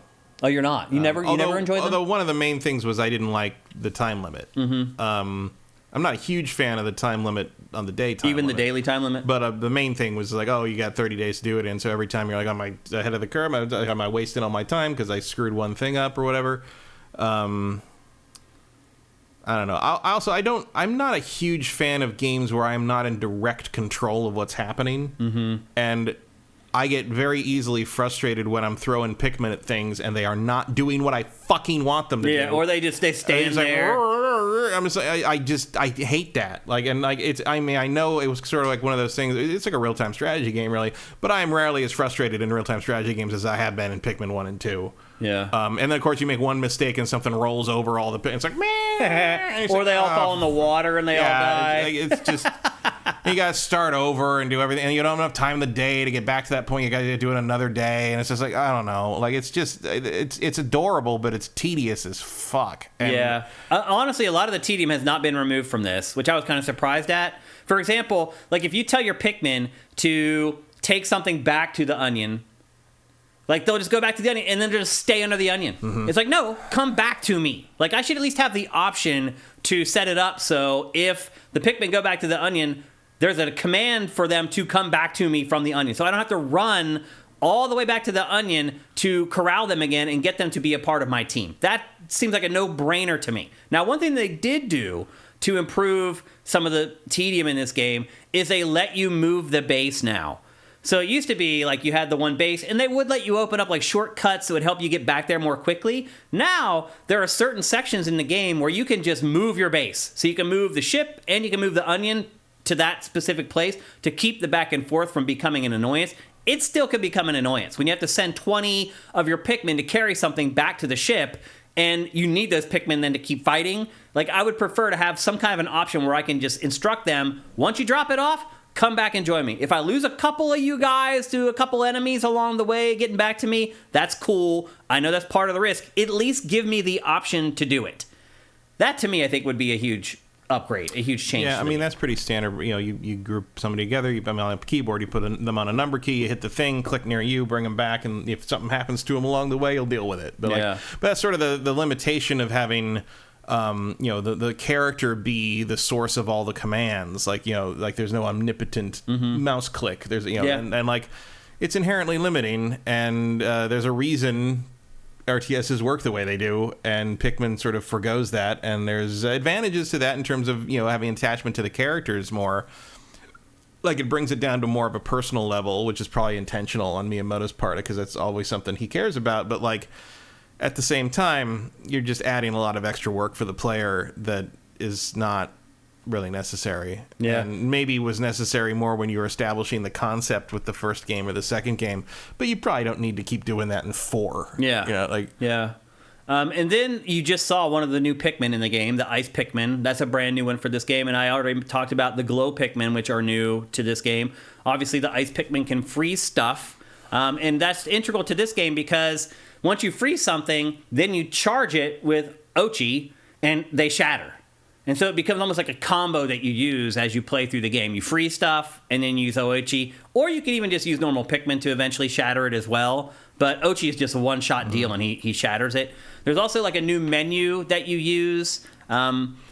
Using the Pikmin, I found it, I can't quite remember how the old games work, but in this one I really like how they do it. You just tap the shoulder buttons left or right, and it cycles through all your different Pikmin types. And Ochi is a part of that as well. And then once you get to Ochi, he has a bunch of stuff that he can do. So he can charge, he can carry people or whatever, but he can also get like new collars. Like he can get an anti-shock collar so he won't get electrocuted. Like the RPG elements in this it's not an RPG obviously, but they're a lot more extensive than I thought that they were going to be. And a lot of that centers around how you can upgrade Ochi, even more than your playable character in a lot of cases. So there are new Pikmin, and there's new things that you can do with those Pikmin that does expand the game a little bit, but not a ton. And then there are return of old favorites. The yellow Pikmin can still deal with electricity, and you can throw them farther. So if there's objects sitting up high, you need to make sure you have yellow Pikmin with you so you can throw them up high enough so they can carry it down off the ledge and take it back. So there's the campaign. I played 2 hours of it. It felt like I was still just scratching the surface of it. And then there's also a mode called Dandori Battle Mode. And this is where players... take different sides of a small map, and they go head-to-head with Ochi and a bunch of Pikmin, basically racing to collect treasures and sneaking bombs underneath the opponent's ship to blow up their cache. It's like all timed, and you're basically just trying to score as many points as you can. That's not in the demo, by the way, but that will be in the final game. I really enjoyed this, Matt. Like, I had a lot of fun playing this game. It did hook me. Like, I was locked into this. So you can see I've collected now a few of the ship members, the crew members. And once that happens, after every day ends and you wake up in the morning, you come out, and now you can see Ochi's now has got the ability to carry Pikmin.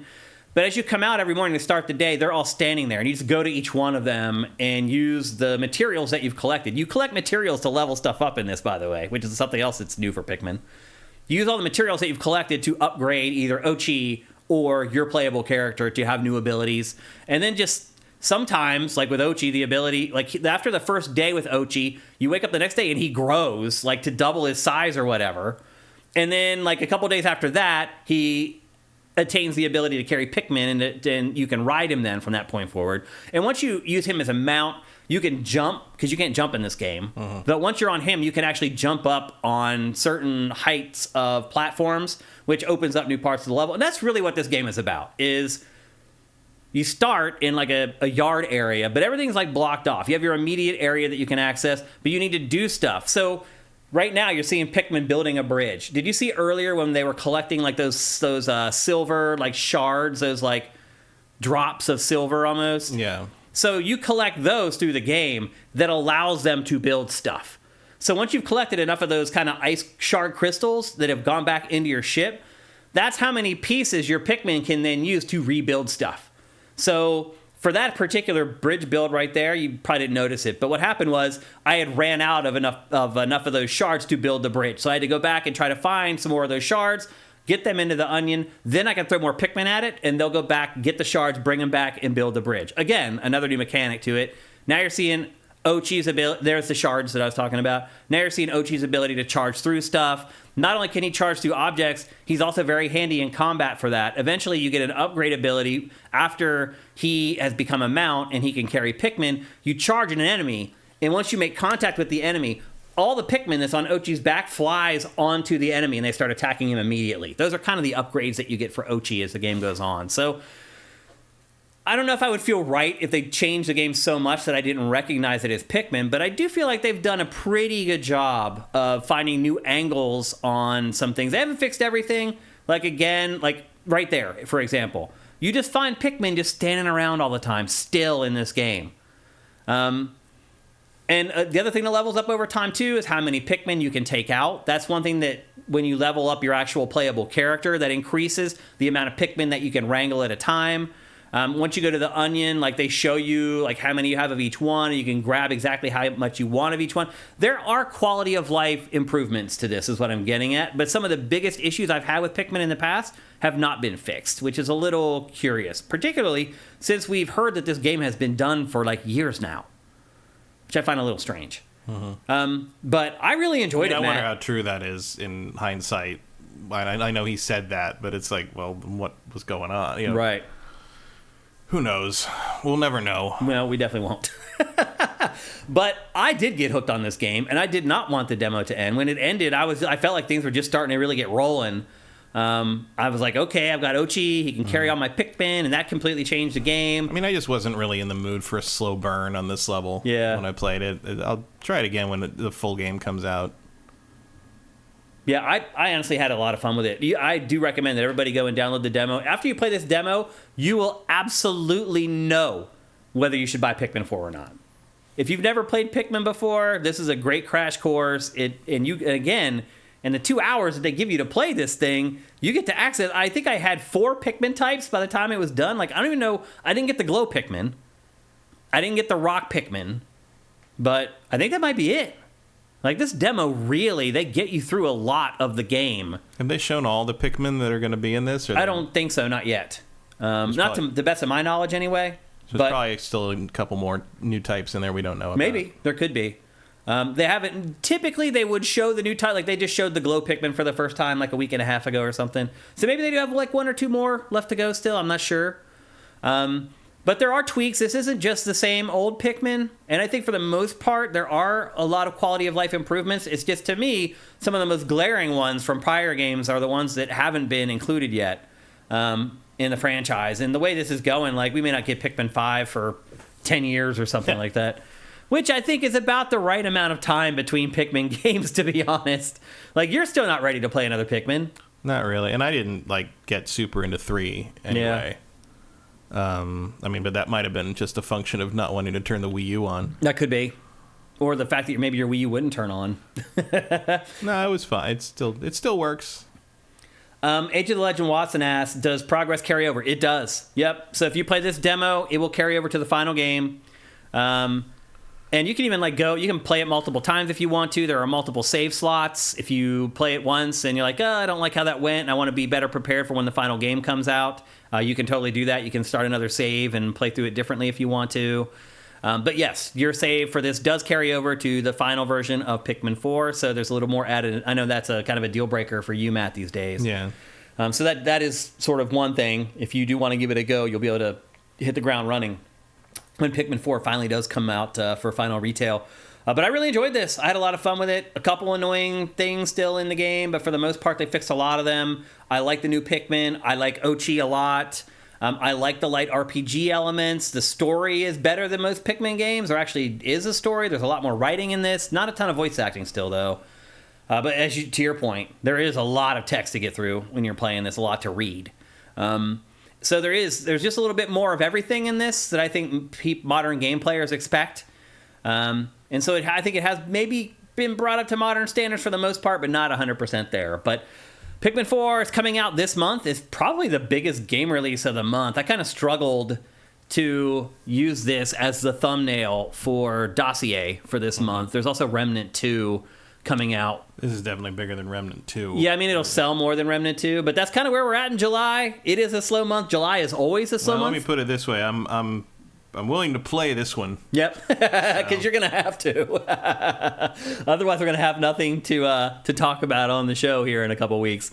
But yeah, July is kind of a slow month, actually. There's only a few big games. There's some pretty cool indies that are coming, but for the most part, all the big budget games are pushed to later in the year, which that's how July usually works. I'm just waiting for August. Yeah. Waiting for Baldur's Gate. Oh boy, they're saying that game's 95 hours long on the small side. Well, if you rush through it. Well, they were saying 95 to rush, 175 or 200 to do everything. Yeah, it's crazy.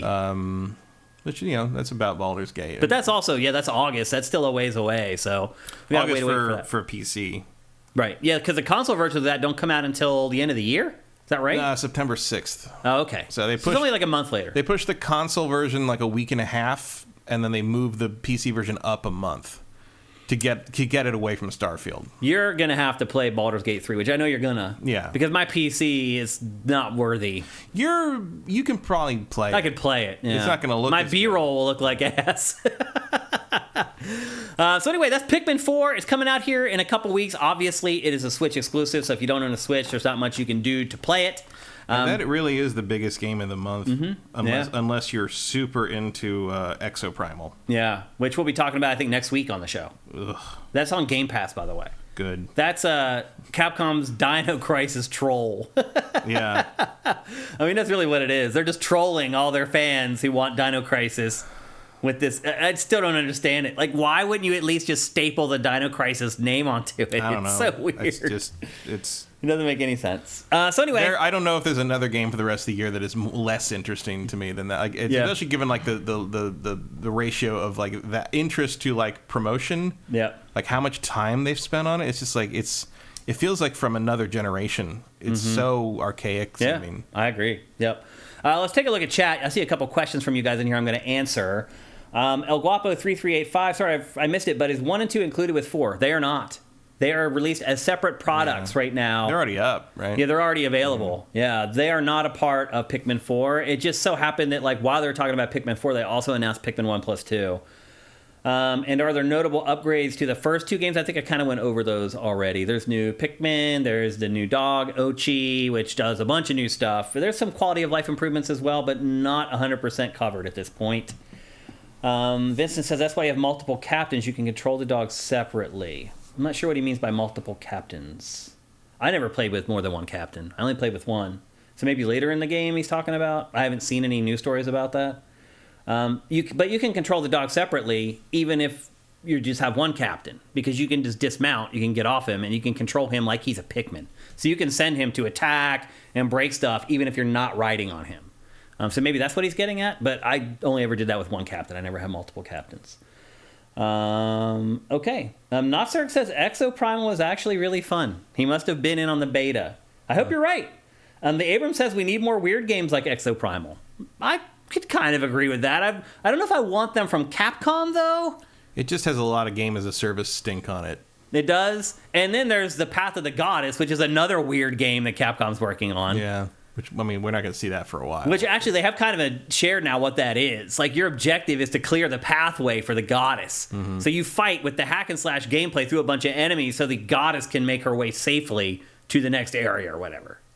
For those of you who even remember what it is at this point, it was one of those weird games that came out during not E3, and we were just like, what? What is that? That's kind of the first details on it, if you guys are wondering. Swan says, I think Guapo was asking if the re-release games had updates. Oh, no, okay. If he was, not really. They are pretty much just up-res ports of the first 2 games, which those games have aged, I think, pretty well, honestly. Yeah. I don't know that they need like a drastic overhaul other than the first game, more or less. But like you don't really need to do much with it because there's also no other game like it. There's no other franchise like Pikmin. Still and maybe that tells you something that no other studios really tried to do it. There's been like games that had elements like that. Like what was the Bandai Namco RPG, JRPG, that had like that whole part of the game that had the little minions that followed behind you. Cell shaded. I can't remember the name of it. I don't know. Someone in chat will know. But they had like Pikmin elements in it. There's been games that have done it, but no entire game that tries to mimic Pikmin. Maybe one or something throughout the years. But so maybe that tells you that other developers are like, it's not worth pursuing. Because the other thing too is that Pikmin has not been one of Nintendo's gigantic sellers through the years either. So. It's been kind of its B tier, like good game, but not selling 10 million, 20 million copies. In fact, I'd be impressed, even with the install base of the Switch, I'd be surprised if this game makes it to 5 million sold. But we'll see. We'll see how it goes. Legacy says Wonderful 101. That's a little bit like Pikmin. That's not what I was talking about, though, by the way. Oh, it's driving me crazy that I can't think of the name of that RPG, actually. And no one else has it in chat either, unfortunately. So it'll just drive me crazy for the rest of the episode. Good times! Okay, it's time to move on from our Pikminism and talk about what I think a lot of you guys probably want to hear about the most this week on GameFace, and that is a little wrestling game called AEW Fight Forever. Matt, what do you know about AEW? It is like a wrestling promotion that is not the WWE. That's true. And the only, I think, at this point. Yeah, I guess everything else is, unless you're talking about like local shit. Yeah, I did see on late night cable that there is a new glow, but it's not called Gorgeous Ladies of Wrestling. It's called just like the Ladies of Wrestling or something. I think WWE owns the trademark for glow. For glow? Yeah. Well, this is like a knockoff that's trying to ride in the slipstream of glow. And it's like this all women's wrestling league, and they have crazy shticks and like characters that they do. By the way, if you haven't watched Glow on Netflix, which is like a docudrama about Glow, it's really good. And I think they did 2 seasons and then canceled the third or something, which sucks. Netflix doesn't let anything finish. So that second season was great. Like, I don't know why they would cancel after the second. People didn't watch, but it's still there. No one knows why Netflix does anything they do. Derek D111 saves me. Nino Cooney. That's what I was talking about. It has like Pikmin stuff in it. When you go out into the field and you have those little dudes that are following you around. Thank you, Derek D111. My conscience is now clear. So anyway, back to AEW and wrestling. Matt, how do you feel about wrestling these days? Don't care. You don't care at all? No. When was the last time you watched a pay-per-view? Oh, I watched WrestleMania like probably 6-7 years ago. Okay, that's not too bad. At Kevin, our friend Kevin, he's still into it, and he would have the WWE channel, and like we invite people over for the big pay-per-views. So I saw some of those. Okay, that was a long time ago. That was like 2014 or so, 2015. It's fine. It's fine. I was into it during. Obviously I grew up kind of seeing some of it because they were around everywhere. I remember the '90s and the Attitude Era and the Generation X era around the turn of the century, and like I know all that stuff. Like I wasn't like a super hardcore fan, but I was aware of it. Like I remember the Undertaker's first appearance. I remember Kane's first appearance. I remember The Rock blowing up. I remember Stone Cold blowing up. I remember all that stuff. I remember Mick Foley's debut in the WWE after he came out of the ECW circuit, and I remember the WCW Wars and Hollywood Hogan and all the N64 games that were like, which one's better? And then like, oh, this WWE is better. But then the WCW NWO Revenge game is made by Ukes, and that was the good one. And then they did WrestleMania 2000, which was like the same thing. I don't know if they ever topped WCW NWO Revenge. I think generally that's what people think is the best wrestling game of all time. A lot of people say. I mean, it's definitely the one that I have the best memories of. And I like the spectacle of it. I enjoy the characters. I mean, it's like comic books almost. Yeah. Like it's like a They're soap like superheroes. opera. Yeah. I did actually watch last week. The Undertaker and Mick Foley got together for the 25th anniversary of the Hell in a Cell match, and watched it together and did like a react video with each other, and it was actually really neat to see them talking about what they were thinking. How they almost died. Moment. And the Undertaker being like, yeah, at that moment I'm looking down at you and I'm just trying to wait. I'm just waiting for you to move. I'm just like, don't be dead. Don't be dead. And like, there's little things you see that I never noticed. I shouldn't be laughing, but it's very. I mean, Mick Foley's like, oh yeah, and like that falls where I knocked these teeth out, and all this stuff because the chair hit him in the face on the way down. And they're like, I didn't know the Undertaker had a broken ankle during that fight. And when he drops down from the ceiling of the cage, you see him sort of like limping, and he turns it almost instantly into like the Undertaker stride, you know. And then, like, there's a whole thing where, like, one of the other wrestlers comes up to him and, like, he says something to him, and he's like, what's happening there is I'm telling him, just tell me he's alive. Just check. And so he checks his checks his pulse and comes up and is pretending to yell at the Undertaker about what's going on, but he's really saying, like, he's okay. Fine, he's breathing. And then the Undertaker choke slams the guy, and they get on with the match. But it's fun because it's like these dudes who have known each other forever. Yeah. Just like... And it's also a little fun because the Undertaker's in his like weird Texas like conservative like gear and like tack gear stuff, and Mick Foley shows up in a rainbow shirt, and he's just like, it's like, we don't agree on anything, but we've known each other forever, so we're gonna sit here and do this shit and love each other because those guys been through everything. They've been through it. Yep. The last time I paid any sort of attention to professional wrestling was when The Rock was in his prime. And that's right, Terry Funk. That's right. He choke slams him out of his shoes. The Undertaker is a giant human being. He really is, yeah. And I only paid attention to it because we had a friend who really was into it, and he would do all the Rock sayings. Like, I will say it doesn't matter what sayings he would do. Yeah. I will say that I did see WWF Raw at the San Jose Arena back in like 2001, I think. And when The Rock came, that was the height of The Rock. That's around the last time I paid any attention. And when The Rock came out, everyone went nuts. The Rock came out, and he said, "Finally!" And I have never heard anything that loud. The cheer that went up, it drowned out the music. It was like in the Beatles San Jose Arena. In the 60s and 70s. Hear the music. It was the loudest thing I've ever heard human beings do. It was, and it took him like almost 6 minutes to get through that one line. Finally, The Rock has come back to San Jose. Took, I don't know how long it was, and he didn't even wrestle that night. And he just left. He didn't. He was just there. No, that was actually that was the night that he came out and said stuff and left. That was the night Triple H blew his hamstring out in the final match, and everything just sort of ended, and everybody crawled off stage, and everyone was like, "Okay," the lights came up, and it was like, "I guess we go home." They got hurt for real. Yeah, like it was a real thing happened. We have to stop. We have to end it. Yeah. That's hilarious. And he was like recovering from that for like a year. Yeah, I was at you that. Rip your hamstring, man. Yeah, I was at that Raw. That was the only time I've ever seen that live. I saw another one live here a few years ago. Guapa says he teared up reading the news about the Iron Sheik who just died recently. Okay, so you're a big wrestling fan. You want to pay attention for the next 15 or 20 minutes as we talk about AEW Fight Forever. So sweetest dudes too. I will say that we had to interview a lot of wrestlers back in the early days of Tech TV and all that shit. And I will say every single one of them was the nicest, most cooperative, most helpful dude and lady. Like they were all really cool. I did that backyard wrestling segment with Adam. That's a different crowd. They were not. No, that was different. The big pros, the superstars, they were all the nicest, smartest people. Because like you're your own business manager in that business, and they were all incredibly shrewd people. Triple H was him and what's his wife, the daughter of Vince. I can't remember her name. The daughter of Vince. She's Stephanie McMahon. They were like the sweetest human beings you ever. And it was at E3. Everyone was like signing shit, but they were like, go over here. We'll make room over here to shoot this thing and like that.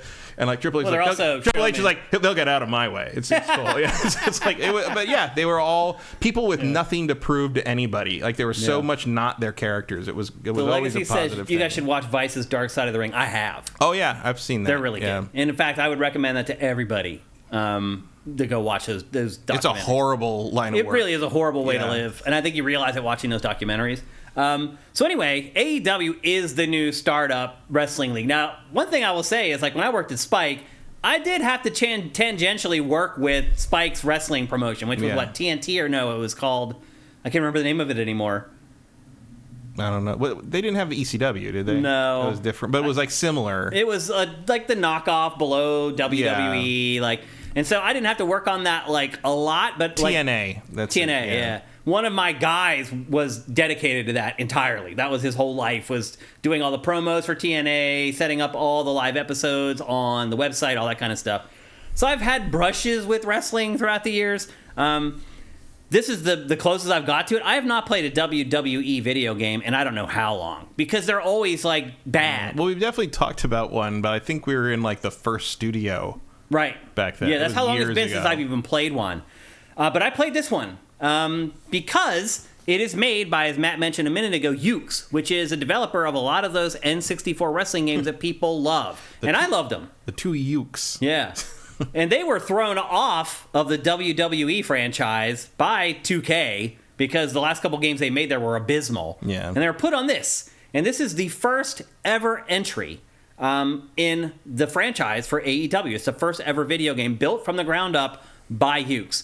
And the reviews for this have been pretty much abysmal. It has been getting railed and murdered, and I hope this doesn't throw up copyright flags, but this is from the game. For a second, I was like, wow, this looks pretty good. It's like, no, it's like photorealistic. Yeah. This might throw up a copyright flag. Yeah, some of the thing about this is I just don't know who most of these characters are. Like, I know Sting, obviously, but like... I can tell you...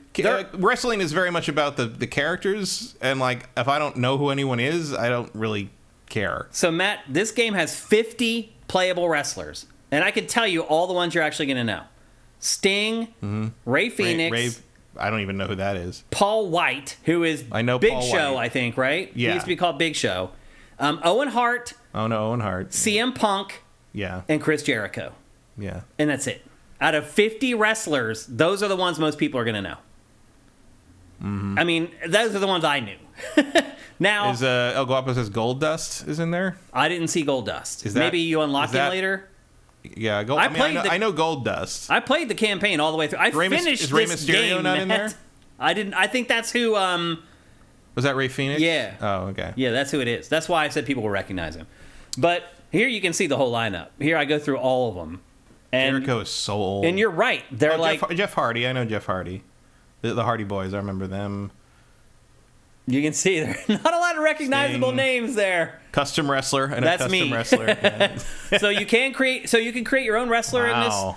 And You can create your own soulless automaton. right. Right. You can create your own wrestler in this. You can create your own rings in this too. So already in the first entry of this franchise, they have a lot of the creative elements that a lot of people demand from wrestling games. Just a uncanny resemblance to the Netflix Marvel Punisher guy. I thought you were going to say to me, Matt. No. You look like John Bernthal. Yeah, it does. Yeah, it totally does. Okay, let's get into some nuts and bolts. As far as like the modes are concerned, there's exhibition, there's online, you can play ranked or unranked matches. There are custom matches, there are challenges, and then the main single player mode is called Road to Elite. And this is what I played. I actually finished this game. I know Jim Ross. Yeah. Obviously. Well, Jim Ross doesn't know how to say Battle Royale. Jim Ross has a certain speech style. In the voice acting in this, he calls it Battle Royal. Yeah, he always used to say that. Really? Yeah, he's always said that. Which I found interesting. I was like, Is he the one of the casters for the actual AEW? I don't know, actually. Because I thought he retired. But he's like a disembodied voice throughout this entire game, basically. Okay. So anyway, this game does have a lot of the features and stuff in it that It does look familiar. That mature wrestling games have in it. I was pretty impressed with the modes and options for it. The match types, you can go 1-on-1, 2-on-2, a 3-way match, a 4-way match. There's a casino battle royale. There's an exploding barbed wire death match, and there's ladder matches, and then there are mini games. And the mini games in this are just idiotic. They're also a part of the single player campaign. There's one where like Vegas chips fall from the sky into the ring, and you have to collect them before everybody else. There's like a quiz show, like. I was like, I don't know why this stuff is in here, but it is. So it is a feature that's ultimately in the game. The one thing I would say is the game probably could use more of the gimmick matches. Like, there's no cage match in this, which to me should be like the first gimmick match type that should be in a wrestling video game. But I'm guessing it's more difficult than what they actually put in here. Like, the ladder matches are weird. Like, you have to wait for your opponent to actually drag the ladder into the ring. Mm-hmm. Like, there's a lot of stuff in this game that it takes a while to figure out how to do it because the tutorials in the game aren't great. And a lot of times you're in the middle of a fight or a match when they're giving you the tutorials, and sometimes you just miss stuff. So I found that like picking up weapons and stuff like that, like I figured out later on. In fact, in this B-roll... Outside of the texture quality, this could be an N64 game. Yeah. Well, the other thing, too, about this game is it does a lot of stuff that the N64 games did. So, like, if there's more than one opponent in the ring, good luck. Mm-hmm. Like, it does not intelligently know how to switch from one character to another. Even if the other character is out of the ring and, like, out on the ground, it will still keep you locked on to that character out. And it took me a while to figure out how to accurately choose the other wrestler that I wanted to fight in matches like this where there's more than one person. Like, that part of the game is still kind of a mess. Who you end up attacking, who attacks you. When there's more than one other opponent in the ring, it just... I mean, it's a free-for-all. A lot of times you have to end up being lucky.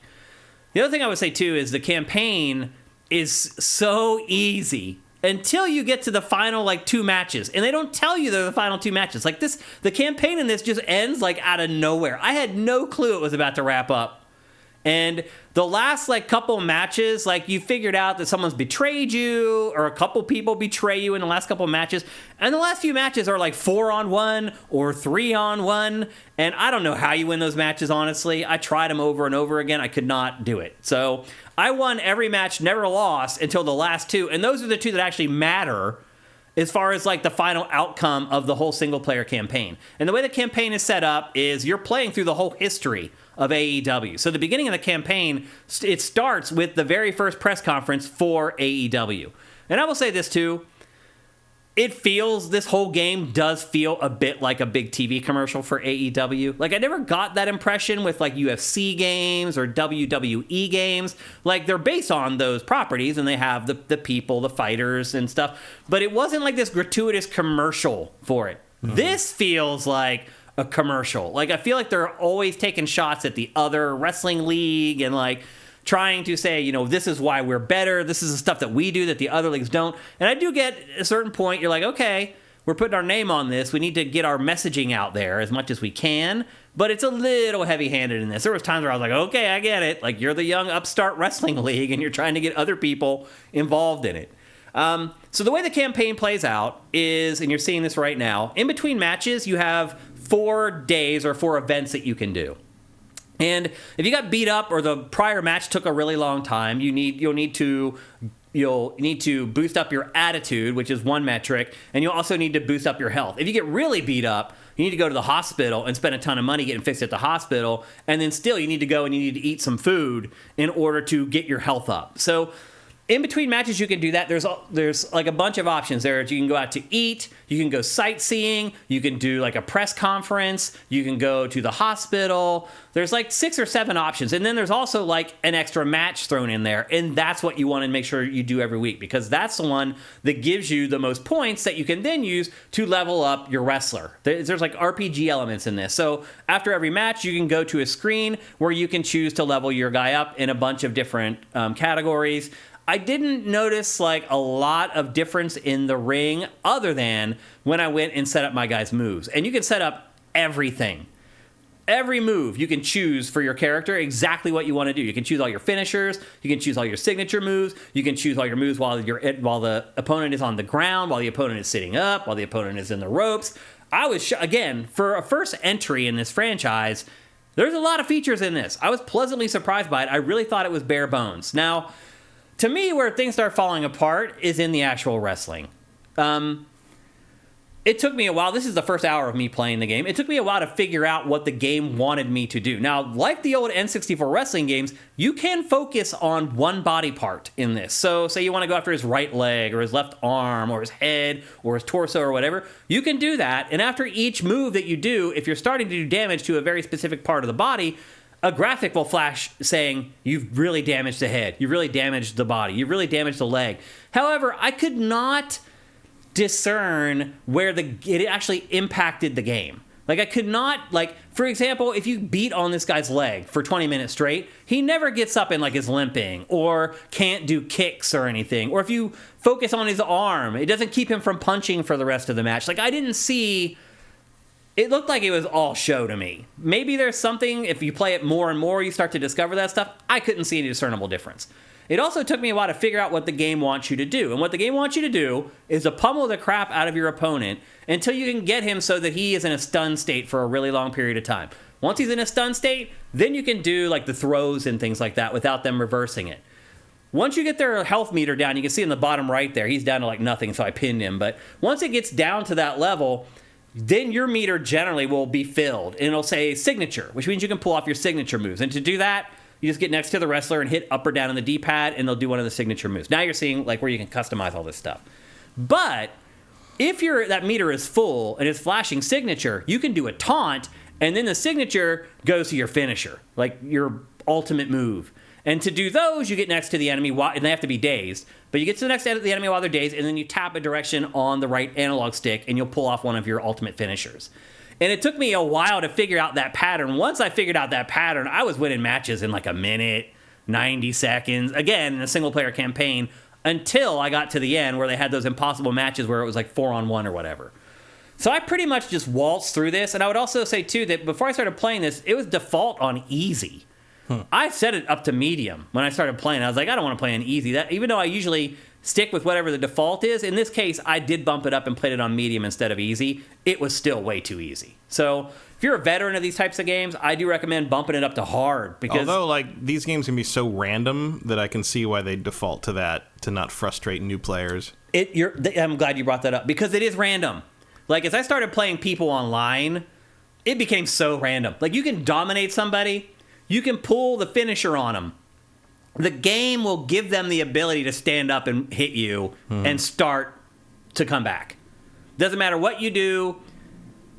Once you've got them down to where you're about to beat them, there's this special attack the game lets you do, where as you're getting up, you can punch somebody in the gut. And that will start, so you can start doing the combo. And then you do the combo, and then you do a body slam, and then you do the signature, and then you do the finisher. And I have matches where I dominated for like 12 minutes and then lost the match in 2 minutes. Because they just got on that run and just went off. I mean, that's wrestling. It is. But it's like, that's not a fun game. But in the context of video games, it sucks. Yeah. Yeah. And so that is a line that you have to walk with these games, is like, do you want to make it unpredictable? I would never in a million years know that was Chris Jericho. Yeah. I know. Because he's like overweight and like his costume's all different now. This match, though, is kind of awesome. The exploding barbed wire match.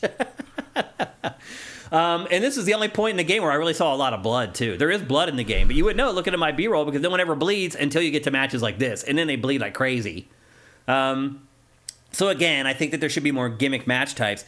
But still, Matt, through all the issues, I played this campaign all the way to the end. I finished it. I never dreamed I would finish it. It's not that long. I think it probably took me like 5 hours maybe to finish the campaign or something. And then you're just left with like setting up your own matches locally or playing online. And I jumped on this a little late. All the people playing online, their records were like 110 and 20 or whatever. I was 0-0. So I was getting into it a little bit late. But again, the same thing kept happening, where like I would start out and dominate a match, and then at the end they would have some miraculous comeback and just barely pin me, and I'd lose or whatever. So it does play like the N64 games, but those games are like 25 years old. Like, I feel like there should have been some more better upgrades to the classic sort of style. That should be the title of the next one. AEW Wrestling, more better upgrades. Yeah. And to your point earlier, there's a great wrestling game in one of these games somewhere if they ever get to iterate on them enough times to get there. Yeah. Well, you look at how he's bleeding. Holy crap. The other thing I would say, too, is that this is an auspicious debut. Like, I hope this isn't the last game. I hope it sells well enough that they can make another one of these, because I do feel like they're onto something here. I enjoyed this more than the last time I played a WWE game. Those games have become, like, too complicated for me. Like, I don't like wrestling enough to learn how to play a wrestling game like it's, like, Virtua Fighter. And that's, to me, like, how complicated they have become. Like, I saw a couple people commenting about this game, and the things that they complained about, I was like, I wouldn't even think that that's missing. Like, oh, you can't fight when you're walking out. I'm like, okay, like, is that a deal breaker for wrestling fans that you can't fight during the walkout? I don't know. Like, the things that, like, hardcore wrestling fans were complaining about that was missing in this, I was like, I didn't really miss that at all. Like, I am really pleasantly surprised by how full-featured this is. and how many modes and options it did have versus the stuff that it did not have. Some of the stuff that it includes that I haven't mentioned yet, it has intergender matches, so you can fight men against women, which I do feel a little uneasy about. Eventually, I have a female tag team partner in this, and it seemed like it worked out that like anytime she went in, the other team would also tag in their female wrestler. Like, I don't know if they're like, yeah, people may be uneasy about this, so we're going to try to nerf it a little bit. I don't know. It could have just worked out that way. The good news is it's not real. Yeah. So, like, right. Yeah. Also, there's like a height and weight system in this. So if I tried to pick up Big Show and body slam him, the first time I couldn't do it. I went to pick him up and it hurt my back and it left my wrestler vulnerable for like almost a minute. Then later on in the match, I did like a different one, like a fireman's carry or something like that, and I was able to just barely lift him up high enough to like drop him down onto my knee. And then there's other, like if a character is really tall and your wrestler is really short, you can't do some moves. It will just take them out of the repertoire because you're not tall enough to do them against like the taller wrestler. Like, I was surprised by stuff like that, especially after looking at the Metacritic average for this game. It's so low. I feel like people have been really harsh on this. Like, I think it's better than its Metacritic, I guess is what I'm getting at. Not a lot better, but at least a little bit better. Like, this isn't an abysmal game. It is a functional game. Like, I didn't come across really any bugs and stuff like that, things that, like, broke the game. To your point, though, having more recognizable wrestlers would be nice, for sure. Because there were really, like, a handful that I actually had ever heard of or whatever. I mean, there's nothing you can do about that. Yeah, it's the league. It's the league. AEW, yeah. That's up on that. Right. That's up to the AEW. Crowd, I think, looks pretty good in this, though. Like, they're all polygonal and animated, and they're not just these weird sprites that are just hanging out in the seats. They could probably use a little bit more of these cinematic camera cuts, I think. It doesn't... Can you design your own entrance? No. You can pick your entrance from a bunch of prefab ones, but you can't design it. Because that was one of the things we used to troll each other on. Was your entrances? On the N64 games, especially WrestleMania 2000. Like, we designed these ridiculously elaborate entrances and, like, make everybody watch them every time. You're like, yeah, it's like, oh, can we skip it? I'm like, nope, we cannot. You're going to have to listen to I'm a Real American yet again. And we would do it so, like, the entrance had no relation to the character we'd created. Like, it was like the most nonsense. Like my super goth crow character would come out to Real American dancing with a cane. You know, it was just the dumbest thing. So you can choose from any of their entrances, and there's like 50 of them, so there's a lot to choose from, but you can't make your own yet. Something for the future. Yeah, as I mentioned, the fighting in the crowds is awkward and weird and broken. They need to fix that and figure out how to handle that a little better. Also, so there's 2 reversals. You can try to reverse grapples, or you can try to reverse punches and kicks. Punches and kick reverse is R1. Trying to reverse grapples is L1. And it just seems completely random as far as, like, there's no timing it. Like, the punching and the kicking reversals are a little more timing based. As far as whether you reverse, like, a grapple or a slam or whatever, it just seemed completely random to me. Like, ultimately, I just ended up just spamming the L1 button whenever they're trying to grapple me, and it seems to work some of the time. Like, stuff like that they can refine and make better. It did seem like that was, like, a gray area where the game was allowed to decide who won. Right, but that's always going to be a problem with this, because it's like, you can't make that all skill-based, because then you would have players that can never be thrown. Yeah. Well, the other thing, too, is, like, anytime... And the problem is, like, throw and grapple moves are, like, how you do damage in pro wrestling. Yeah. So it's not like a fighting game where, you know, like, the throws are skill-based escapes, because if someone gets good enough at it, you could not win against them. Yeah.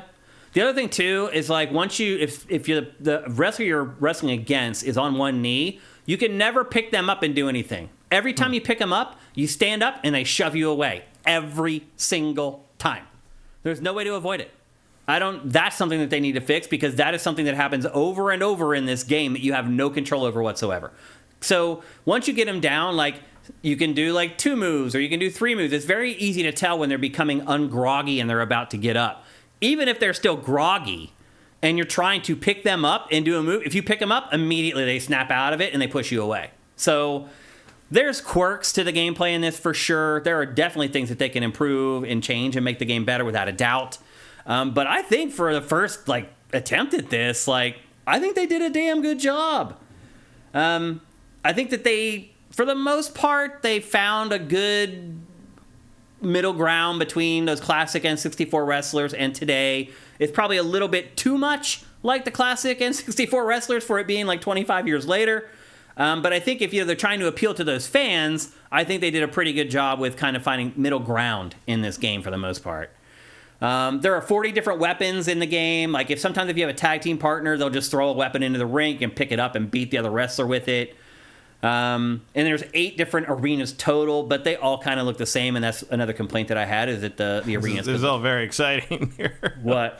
Well, the computer would not pick you up or do anything. It just sort of like just stood tap there dancing around you. Yeah. Well, the other thing too is that like you need to, if you have downtime like that, you need to be doing the taunts, because that is a way, if the chips are stacked against you and your health meter is really low, you can very quickly boost up your meter just by doing like the taunts or getting the crowd like hyped up. Like I said, that's how you change from your signature to your finisher, is you just need to do one of the taunts or whatever, and it just switches automatically, and you can do one of your finishers. So, and the finishers, they all unlock over time. Wow, That's like, that was a lot of stars. yeah.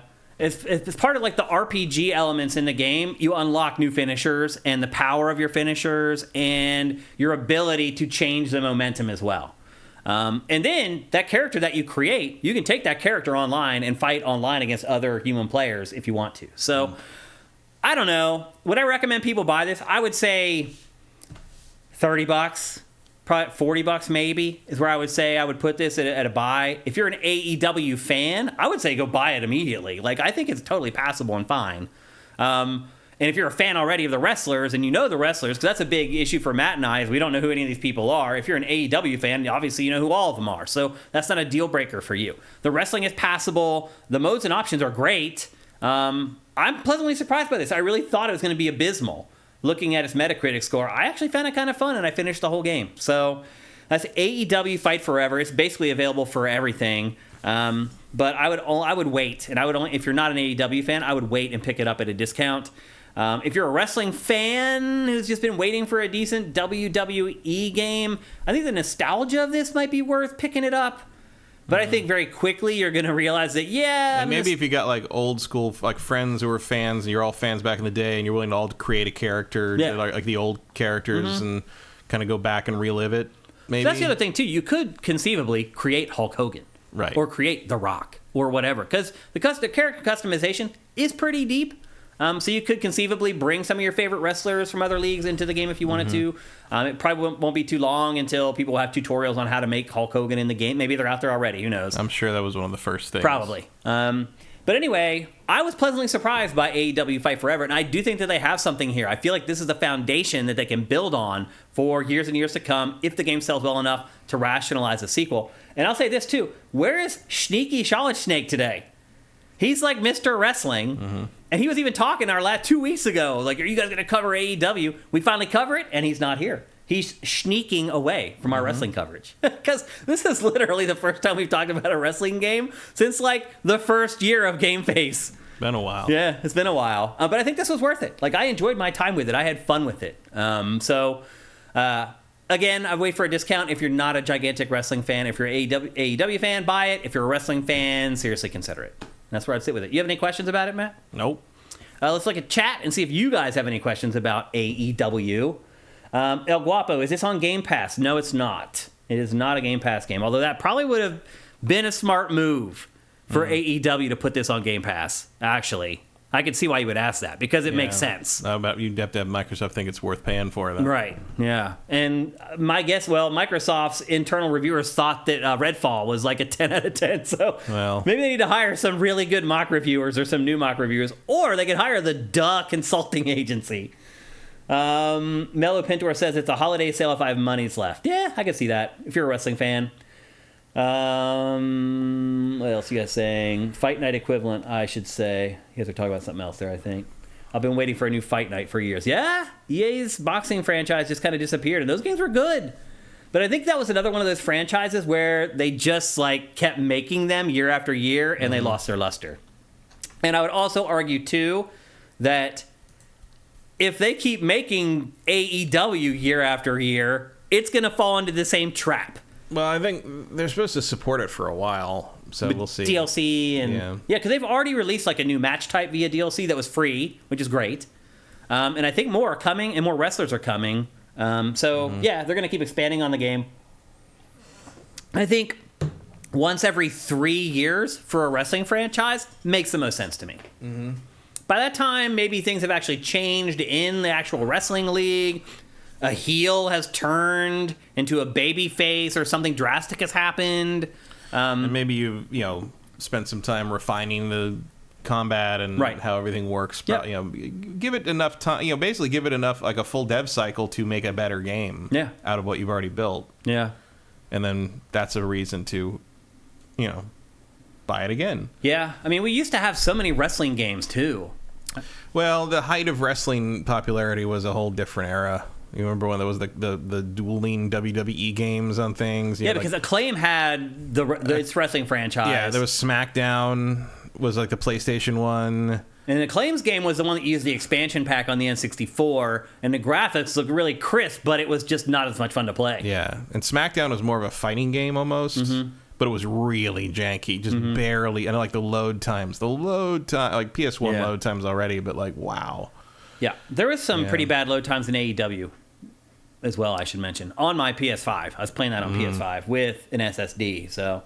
that was one of the things I was impressed by on Final Fantasy 16 is the load times are nothing. Yeah, zap. Yep. Eric Carmenes says the owner of AEW created the game engine for this, so it's yearly. What? Wait. I don't think it'd be yearly. The owner of AEW is a programmer? No, I think they paid for it, is what that means. Oh. But they created a new engine for this, yeah. But I don't know why that would mean it's yearly, though. I don't know.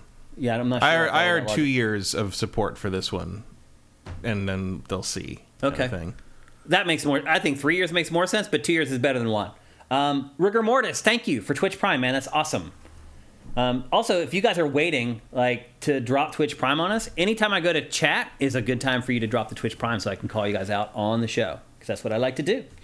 So anyway, that's AEW. You may be surprised to hear this from me, that I enjoyed it as much. It's certainly not a AAA game. It's certainly not a quad A game.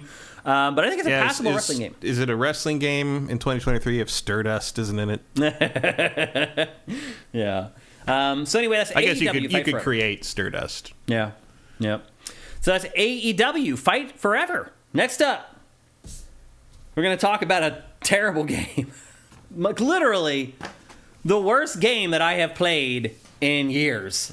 And that's saying something, because I played Balan Wonderland, whatever the hell it's called. Wonderworld. I never can get it right. But I've played some bad games in the not-too-distant future, but this is the worst game that I have played in forever. And it is undoubtedly the worst first-party Nintendo game. I don't know I can't even remember. Even during the Wii era, when even Nintendo was kind of shoveling out shovelware. Worse than Wii Music? That's a good comparison. That's probably its most direct competitor for worst Nintendo first-party game. Worse than Gollum? Gollum's better. Wow. A lot better. A lot better. This game is everybody 1-2 Switch. It is the latest mini-game collection for the Switch that's supposed to use all the motion-controlled joystick, Joy-Con crap. I forgot this was a thing. Well, it's easy, Matt, because this was announced like the week before it came out. Literally a week before. Rumors had swirled that this game was done like 2 years ago. And everybody waited like 2 years for them to actually release it, and now we know why. Because it is abysmal. Absolutely, it's a travesty. I put this in the B-roll because this is just... could you imagine being one of these people sitting in front of a green screen for 3 days recording this crap? Paying your dues. It is. One of these people is going to end up being super famous in like 10 years, and this will be like... and they'll flash back to everybody watching Switch. It'd be like going back to Sam Rockwell trying to hawk cigarettes in the first Ninja Turtles movie. Seriously, though, you're right. Maybe one of these people turn into somebody. Right now, they're embarrassing themselves in this. I mean, a lot of these people are actually just models. They're not actors. Yeah, they're not even actors. Yeah. They just got them from a modeling agency or whatever, and they're like, you can act, right? You can act like you like this terrible video game, right? Yeah.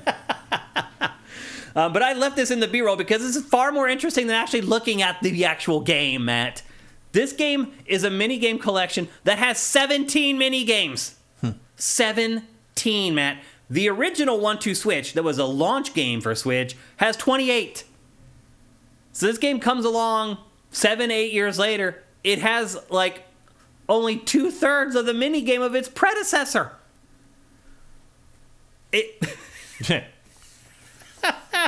So here's the thing. As you probably figured out by looking at this B-roll, some of the minigames aren't just played with Joy-Con. Some of them you can play with your cell phone. It's kind of like the Jack's Party Pack or whatever, where you can play stuff on your cell phone.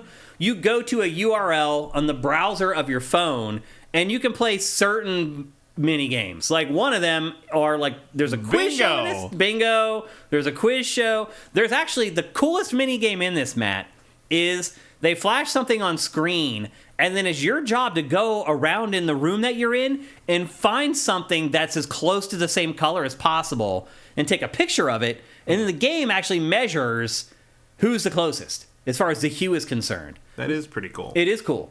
Now, the mini games that you play with your phone in this, up to 100 people can play, thus everybody. Mm-hmm. The ones that you play with Joy-Con, only 8 people can play at once. And probably everybody in your house. Right. If you have enough Joy-Con. If you have enough Joy-Cons.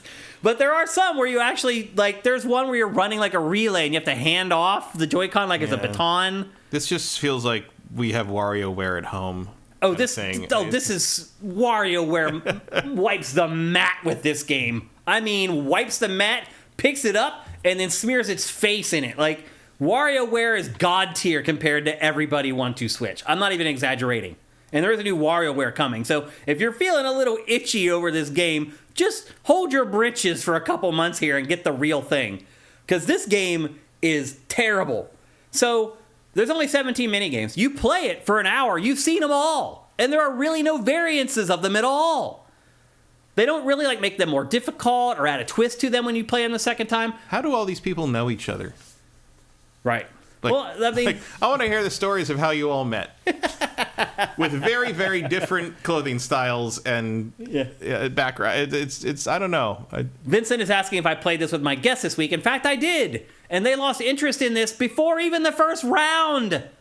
Because even though there's 17 minigames, the vast majority of them suck.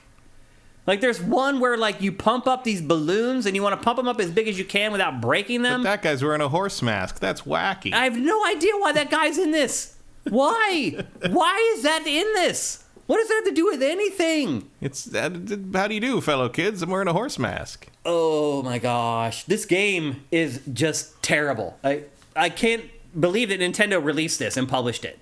Yeah, this looks like some of the endless shovelware you'd see. Third-party stuff for the Wii. Sitting in the eShop. Right. Yeah. For the Wii. Yeah. Mm-hmm. But this is first-party stuff. Which is shockingly tilted towards softcore porn these days. Like, what the hell is that? You remember when they wouldn't let you put a cross in a Castlevania game on the NES? And now it's just like, there's literally games called Hentai Party. And I'm like, what the... TNA Salute. Yeah, Yep, there was actually one other cool mini game where you hid the Joy-Con in the room and the other team had to find it somehow. But if you find the Joy-Con, you have to play more. Right. So therefore, when that game started, like, my sister and my nephew just walked away. They're like, you know what? You find it. You find your own Joy-Con. Choose your own damn adventure. Yep. And those are the only 2 cool mini games in this whole collection. The rest are just garbage. So there's one where one person plays the ninja throwing the star, and the other person plays the ninja with the sword who's trying to deflect it. And basically, just as soon as they make the throwing motion, you just swipe with the sword, and you deflect it every time. There's another one where you hold the Joy-Con over your head, and you push it up and down, like you're almost doing, like, the bench press. And there's an alien that comes down, and the more you do it in time, the closer the alien comes to you and then abducts you.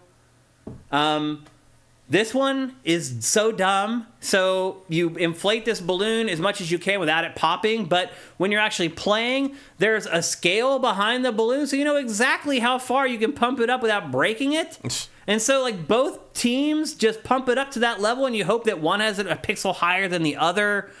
Again, once you've played all this stuff once, there's no reason to play any of it again. There's no strategy involved.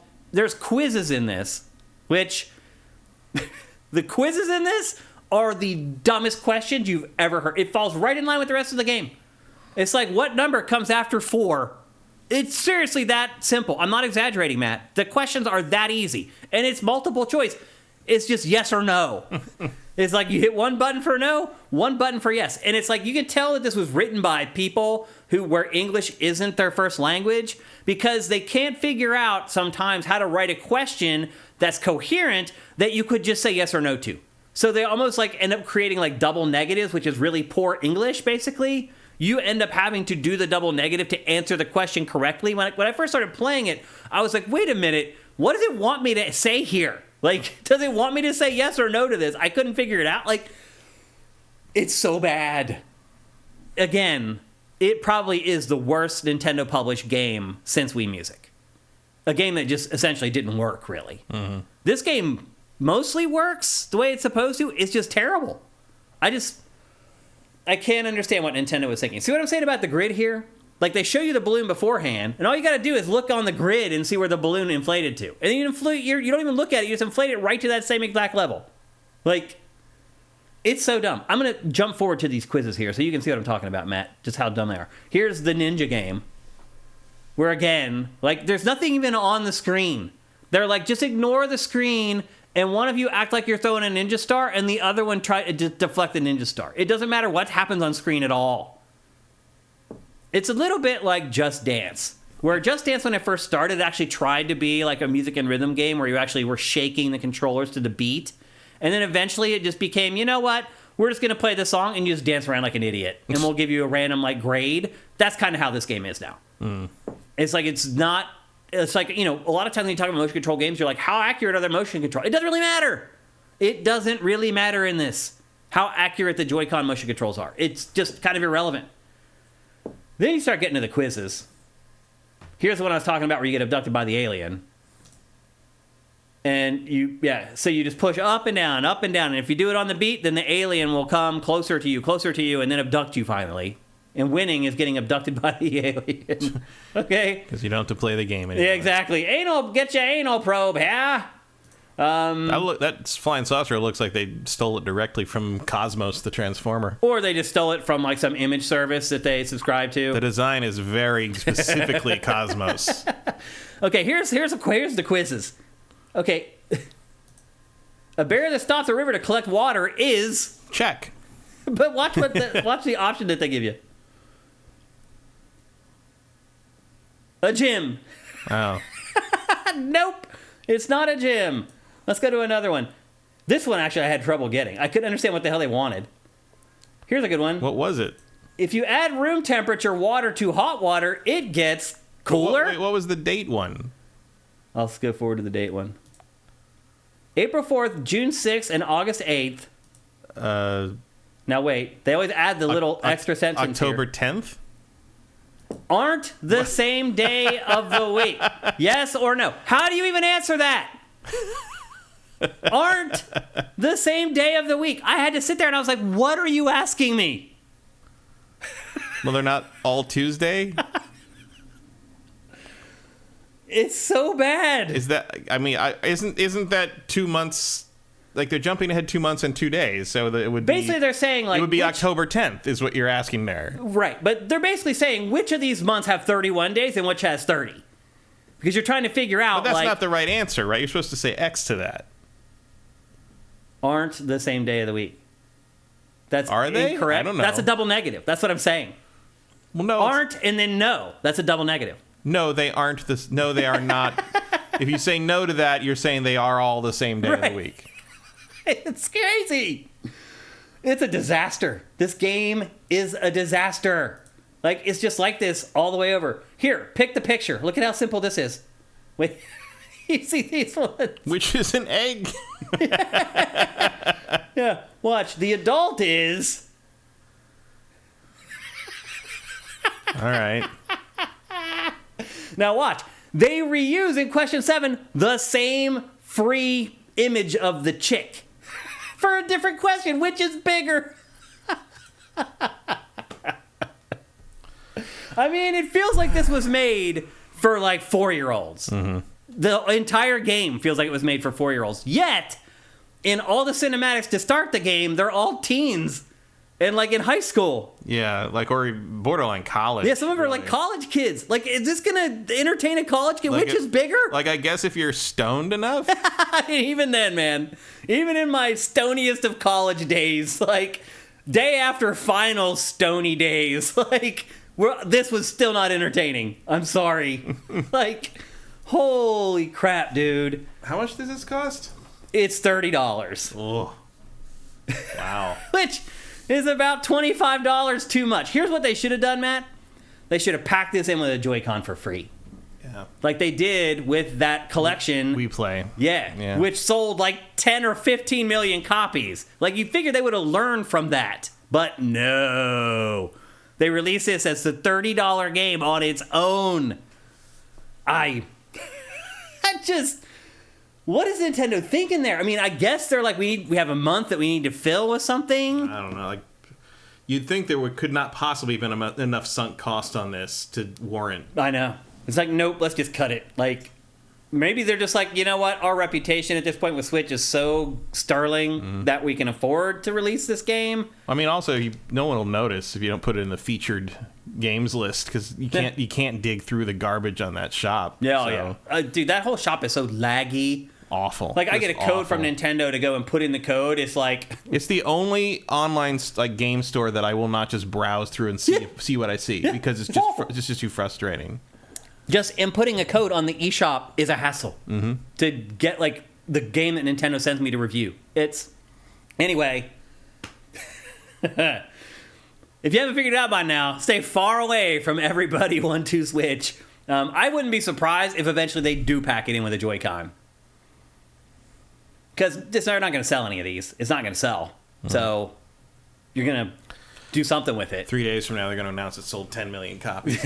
I mean, the messed up part is that it doesn't even really give the Joy-Con a workout. Like, it doesn't really use, like, a lot of... Remember when they first showed off the Joy-Con and it had, like, all the IR stuff and all these things that it could do? Well, and the real demo for that was pretty much snipper clips. Yeah. Yep. That ended up being the best demo for it. And since then, it's, like, gone away. I know you don't care about because you don't like motion control games, but it's like these controllers are supposed to do all this stuff. We didn't even see it in Tears of the Kingdom. No, when Nintendo doesn't put that stuff in a Zelda game, that's when you know it's like, okay. Just the motion control aiming is the only thing. That's it. And oh boy, did I turn that off fast. Most people did. So anyway, there you go. That's everybody 1-2 Switch, which nobody should 1-2 Switch. Nobody wants to Switch. That's right. All right, let's move on. So we teased this at the beginning of the show. There's this indie game that's catching on fire that is becoming like the next big thing of the summer. And this is it. The game is called Dave the Diver. It is available for PC and Mac right now. I think it's Mac. Yeah, it works on Mac. Okay. It's coming to Switch. Eventually. At some point. I think it's coming to all consoles eventually. Yeah, but Switch first, as I understand it. And it has sold 1 million copies on Steam in the last week. That is a big indie hit. It was early access for some time and went 1.0 on the 29th. Yep. And I have actually not played this. Matt has been playing it. In fact, when I came over here to get gear to shoot Pactor Factor, like, I don't know, a week ago or whatever, he was talking about it. And I totally forgot about it because I had to play everybody 1-2 Switch, which just wiped my brain until last night. I was like, that's right, Matt has been playing this awesome indie game, and this is it. Dave the Diver. Matt, what is up with Dave the Diver? So Dave the Diver is about a diver named Dave, who is this large man. And he has a friend named Cobra, who is a ruthless venture capitalist and possible international super spy, who he finds this blue hole, which is this underwater hole, which mysteriously changes configuration and has every species of underwater animal imaginable in it on different days. And so he decides to open a sushi place on the shore of it. And so makes sense with a guy named Bancho, who is like an expert master sushi chef who's also very weird and dramatic. And so Dave is basically drafted into diving every day to get the fish to serve at the sushi shop that every night. and every night you have to work in the sushi shop. So you bust your ass underwater all day. It is at core. It is a diving game, diving collecting combat game that also has a restaurant sim at the end of the day. How stringent is the restaurant sim? Not very. It's arcadey. Yeah, you're basically just serving stuff. I've seen it called Hook Serve Delicious. So you're not cooking. The way it works is you basically the most baseline is you dive down, you have a limited amount of air. Your air is also your life bar. So if you get hit by things, you lose air. Mm-hmm. You can find more air underwater. You have your little harpoon, and you have a gun and a melee weapon. If you harpoon a fish, you can reel it in as long as you've done enough damage to it, and you get it, and you get its meat for 2-star rating. If you shoot something to death, you generally get a 1-star rating. You can carve the meat off it, like a shark or whatever. Actually, bigger animals you get a 2-star, and then to get a 3-star, you have to capture them alive, which you have to use tranquilizers for, and for the bigger animals, you need drones that pick them up and take them in. And then when you go back, you have all these recipes that have been unlocked, and you can research more using artistic inspiration flame or something. Artisanal flames, that's what it is, that you earn by doing well at the restaurant minigame.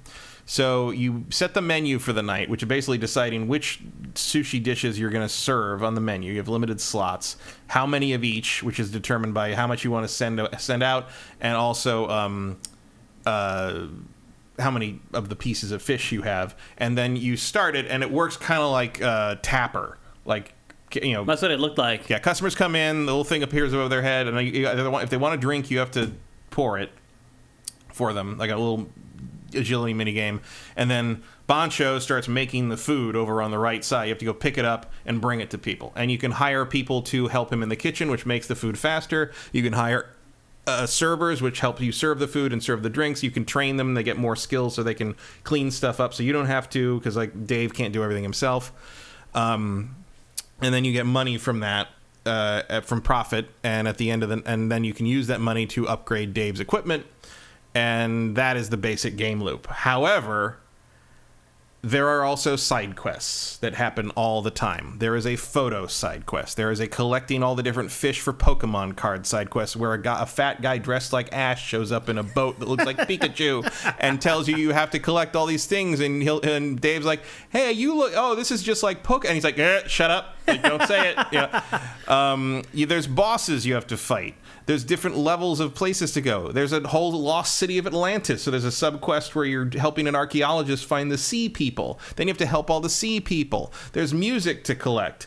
There's a farming mini game for vegetables to farm. There's a rice raising mini game. You can eventually get a fish like a fishery where you can get like eggs and roe and stuff, and they hatch fish and keep fish alive in the back of the. And if you have more than one of the same kind of fish, they'll breed. So you can have constant fish. You can either send to your restaurant for food, for meat, or you can sell them for money.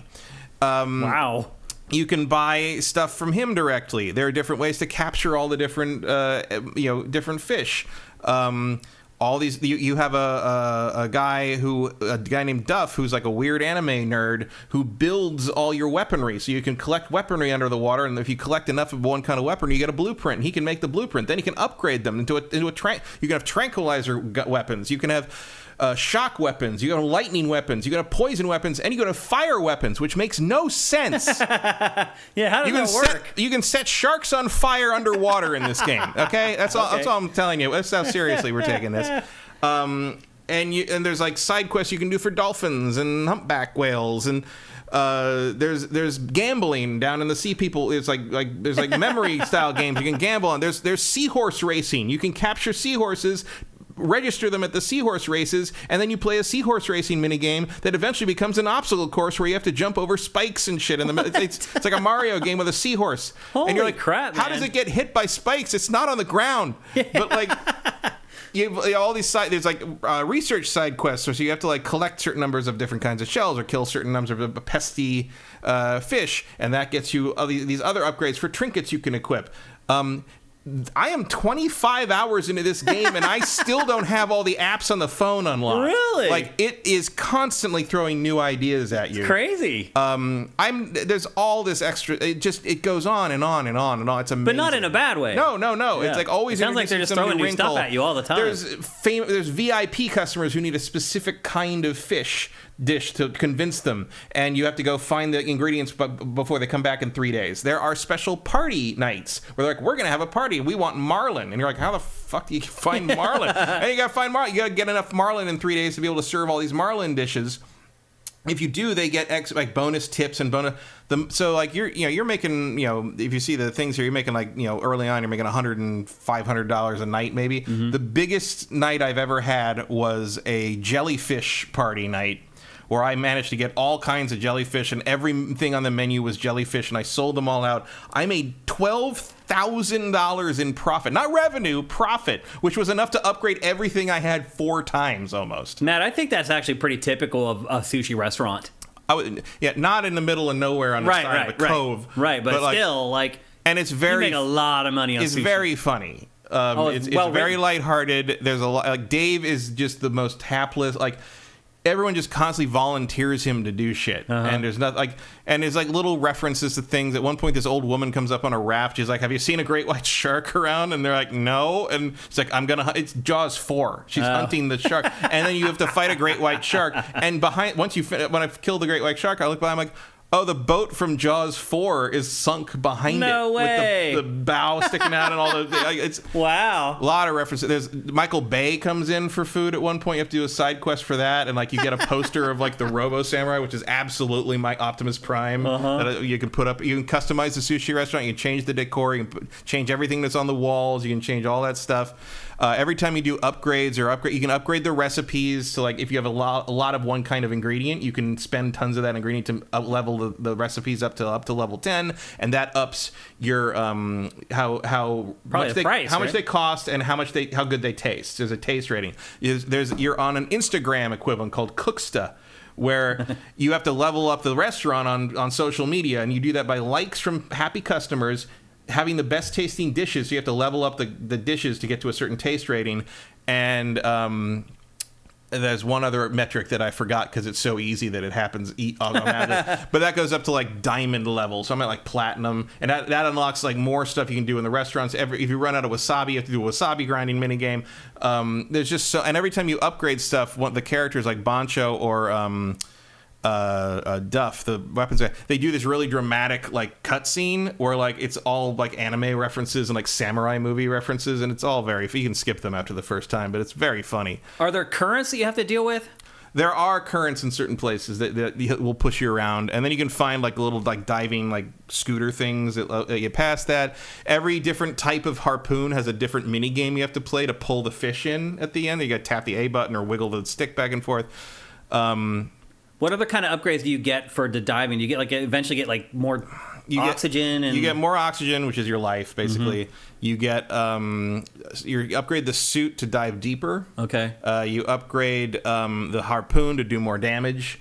You upgrade your storage bin to carry more weight, because you can only carry so much weight, and if it goes over, you can carry a little bit more, but it slows you way down and makes you use more oxygen. Mm-hmm. So you gotta watch that. You can upgrade the drones that pick up the large stuff, because basically you don't get as much meat off of something you killed that you have to carve off. If you have a big shark or something, you can have the drone come down and wrap it up and take it. You'll get more out of that. Also, if you can make something fall asleep, if you can tranquilize it with a tranquilizer gun, or there are some... Does it just float to the surface after you trank it? No, it just... You have to go down and get it. It stays there. It floats there, and you have to go over and either carve it up or call the drone, and then if you call it... And then that's a good way... Capturing fish alive is how you get eggs and roe and stuff, and that's how you get... Caviar and... Well, no, that's how you grow them in the fishery. Ah, in the hatchery. Gotcha.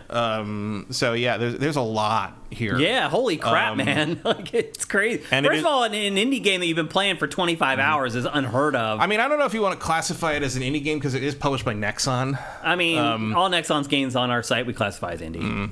I mean, they are a giant publisher. But... Well, because they have Korean MMOs. Right. And I don't know where this is. I'm not here. familiar with the developer on this. Mint something or other. Yeah, it's called Mint or something. Yeah, Mint something. I don't remember. I see it every time I look, but it's one of those. It is one of those insidious one more day games. Like, there was one point where I was thirsty, and I'm like, well, when I'm done with the sushi restaurant part, I'll go get a drink, and then I just dove and off you went. And I'm like in the middle of diving. I'm like, I was gonna go get a drink, and now I'm thirsty. I'm gonna do it after I do this dive. And then I got up to the dive, and I finished some side quest, and somebody else comes up and says I got to do this other thing. I'm like, I'll go do that now. And I'm like, wait, I'm still thirsty. It was like 3 days in the game before I realized I'm just gonna fucking pause it and go get a fucking drink. Like it's one of those like Civilization 2 things. It's just like, oh, this you're one more turn, like, one more day. No, it's 4 a.m. Yeah. But it's great. It like, really sounds great. And it's only available for PC and Mac right now, though, right? Right now, but I think it will be on everything by the end of the year. Everything. Because if you sold 1 million of these in a week, you know they're dashing to get this available for every console. I mean, I hate it when people say this, but it's like, it's perfect for Switch. Like, it's like, but it is. It is. Like, it really is. Although it'd be hard to aim at some of the tinier fish. Well, any game that's like one more turn or one more day is perfect for handhelds. It's a good takeaway thing. It's good break points for you to stop playing and pick back up. Yeah, but really, anything you're willing to play this on, you should play it on. How much is it? $20. $20. And it was I know it's still on sale, but it was on sale for like $17. That sounds like a great deal. It's a ridiculously great deal. Yeah, I mean, if you played it that long and you got it for that cheap. Yeah, I mean, my total time played is like 25 hours, but some of that was spent like leaving him standing on the boat while I did other things. But I've played this game definitely around 20 hours, and I'm not done. The story's not over. There's way more fish to find. There's way more locations to unlock. It's remarkable. Yeah. Price is another thing generally that leads me to call a game indie. Games that are $20-$30. I mean, indie just means independently funded. Yeah. Which this does not seem to have been. Actually, you don't know, do you? If Nexon gave them money. They're publishing it, but that doesn't mean that Nexon gave them money for development. I don't know. Yeah. This game kind of came out of nowhere. It really did. It came out of nowhere. Like, to sell 1 million copies. I mean, the word of mouth on this is like through the roof. I mean, I didn't even know about it in early access. It's been in early access for at least a year, I think. Yeah. Which is one reason it's so refined now in this form. But it's like, this is the kind of game that I would have definitely looked at. Again, if I see anything with diving or underwater stuff, I'm going to look at it. Yeah. And I have never heard of this before. I had never really heard of it either till you brought it up. And you started telling me about it. I was like, how do I not know about this game? Like, what the hell? Like, it's crazy. It really did seem to just drop out of nowhere. And it has, tons of real fish, real ocean animals. Like, yeah, it's cool to see, like, and you can tell, like, I'm pretty familiar with, different fish and sharks and stuff. And there's things where I came upon, like, oh, that's a mako shark. I know that's a mako shark. I mean, we've had black tips and white tips and tiger sharks and reef sharks and copper sharks, but I'm like, oh, that's a mako. Like, they do a really good job of making the different animals, very notably themselves. Mako, fastest swimming fish in the ocean. They can swim almost 50 miles an hour. But fuck the striped catfish. Are they a pain in the ass? There are certain fish that will attack you, and some of them are annoying. And the striped catfish so far are the worst because there's like 30 of them. Like there's like, and they don't. I've been. I think the Medusa heads in Castlevania. I've died in this game, I think, once. Like, really? It's not. If you're careful with your oxygen, it doesn't really. That's really all much. you have to do. Really, is just get the up. Boss to the battles are not super hard. You just have to figure out the pattern, and generally either hit them. Usually, it's like the big bosses are like just hit them 3 times in the big spot. Yeah, that's a giant squid. That fight is super easy. Yeah, but like. Like some things are more optional stuff is more challenging, but it's not that hard of a game really once you get the systems down. But it doesn't really matter. It's a Zen thing almost. Yeah. And there's a satisfaction in having like a tiger shark in your fishery. Yeah, for sure. Or like capturing something alive, and then when you capture something alive, you get the highest rated. But then you kill it at the restaurant. Right. Well, you get the highest rated trading card for it. So then like you get a 3-star gold trading card for it. So that's how you're supposed to max out your Pokedex, basically. Yeah. The only thing that bugs me is like if you capture something alive. I think when you capture something alive, you should get the option to either use it for meat or put it in your fishery alive. And you don't. It just becomes meat. And if you're lucky, you get the egg out of it, and that can then hatch into the same species. And then you can raise it. And I've got tons of shark. I mean, I'm basically raising a shark like reserve back in the backyard of the sushi place, which you'd think we could charge admission to as well. Yeah. This is an amazing collection of animals. That's here. for the expansion, man. Yeah. I mean, it sounds like there's enough already in this game. Oh yeah, like I don't even know what else you'd. Yeah, I mean, there's so much to keep track of already. Yeah, it's ton. I mean, I guess you could do like races with. I mean, you have races with seahorses. Right. Yeah, I don't know. Highly recommended. Super high. Like this is in the Game of the Year conversation as far as I'm concerned. For indie Game of the Year. For anything. This is one of the best Game of the Year. It's one of the best things I played all year, bar none. Those are big words, people. Wow. It's great. Okay. So either get it now on PC or like should be on. I think they said it's supposed to be on Switch by the fall.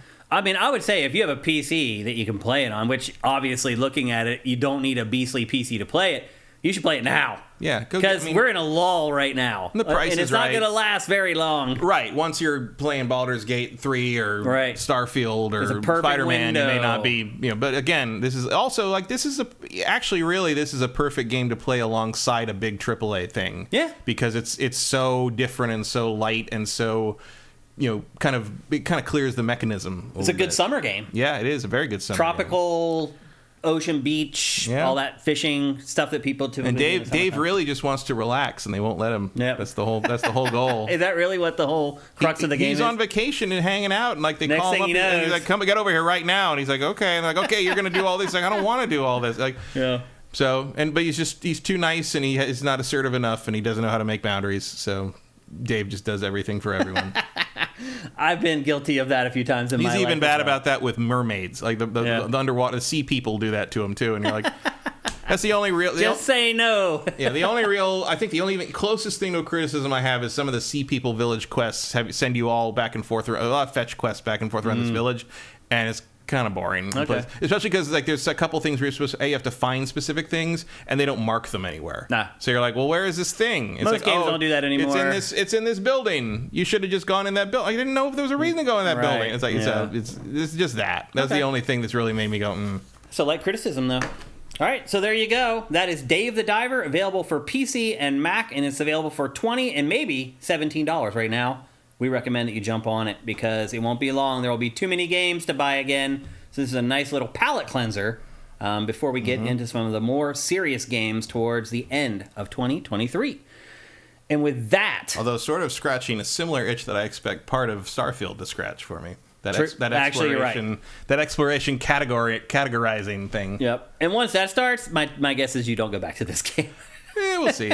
I'm expecting I'll finish... I mean, what else am I playing for the next couple weeks, really? Pikmin 4. Yeah. All right, and with that, it's time for...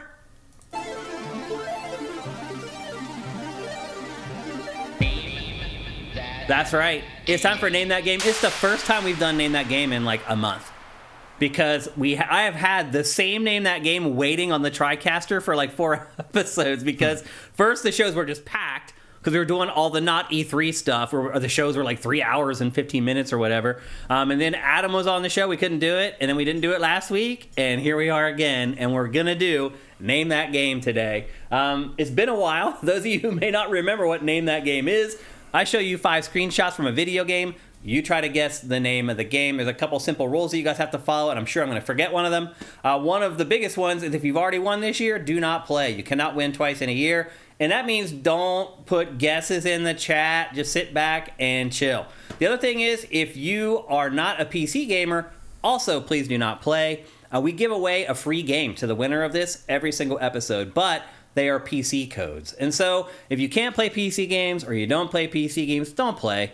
Although I will say this, if you have a friend who plays PC and you want to win and give the code to a friend, that's totally cool. I totally get it. And then the final thing is that we put the chat in slow mode, and that means that you only get one guess every 60 seconds. And so don't just spam the chat with random game names hoping that you guess it right, because what's going to happen is I'm going to show the second screenshot. You're going to know exactly what game it is, and you're going to go and try and type it in, and you're not going to be able to. So just follow those 3 simple rules, and Name That Game will go great. Matt, you won the last Name That Game, didn't you? Maybe. Yeah, I think it's been a while, but I think you won the last one. Matt's been your best year of Name That Game, easily. You've won way more times this year, I think, than any year before, and we're only halfway through, so you're doing real good.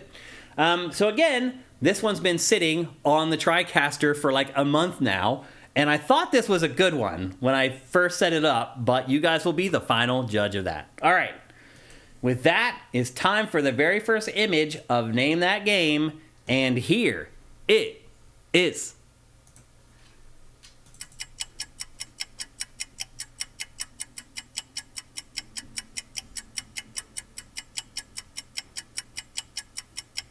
No guesses yet.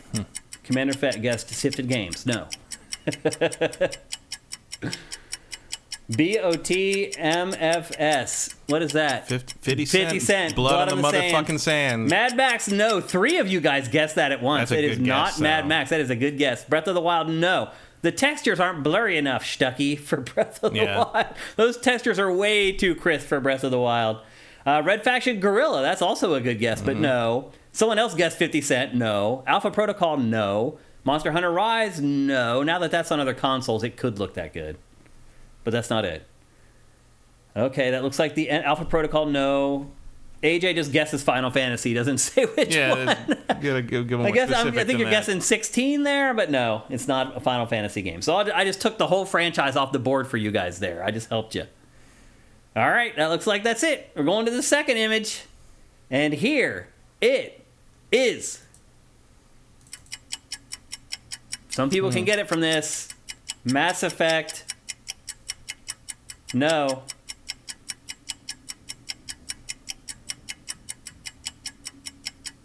Mass Effect 3, no.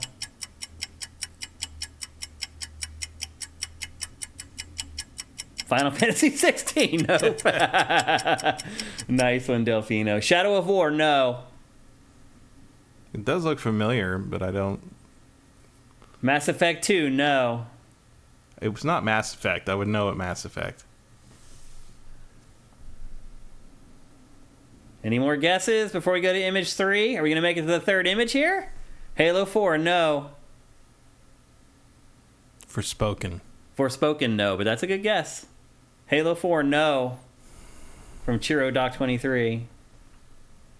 All right. I think it's Cairo Doc. I think that's it. All right, we're moving on to the third image. We're going to make it to number 3, and here it is. You can definitely get it from this one. No doubt about it.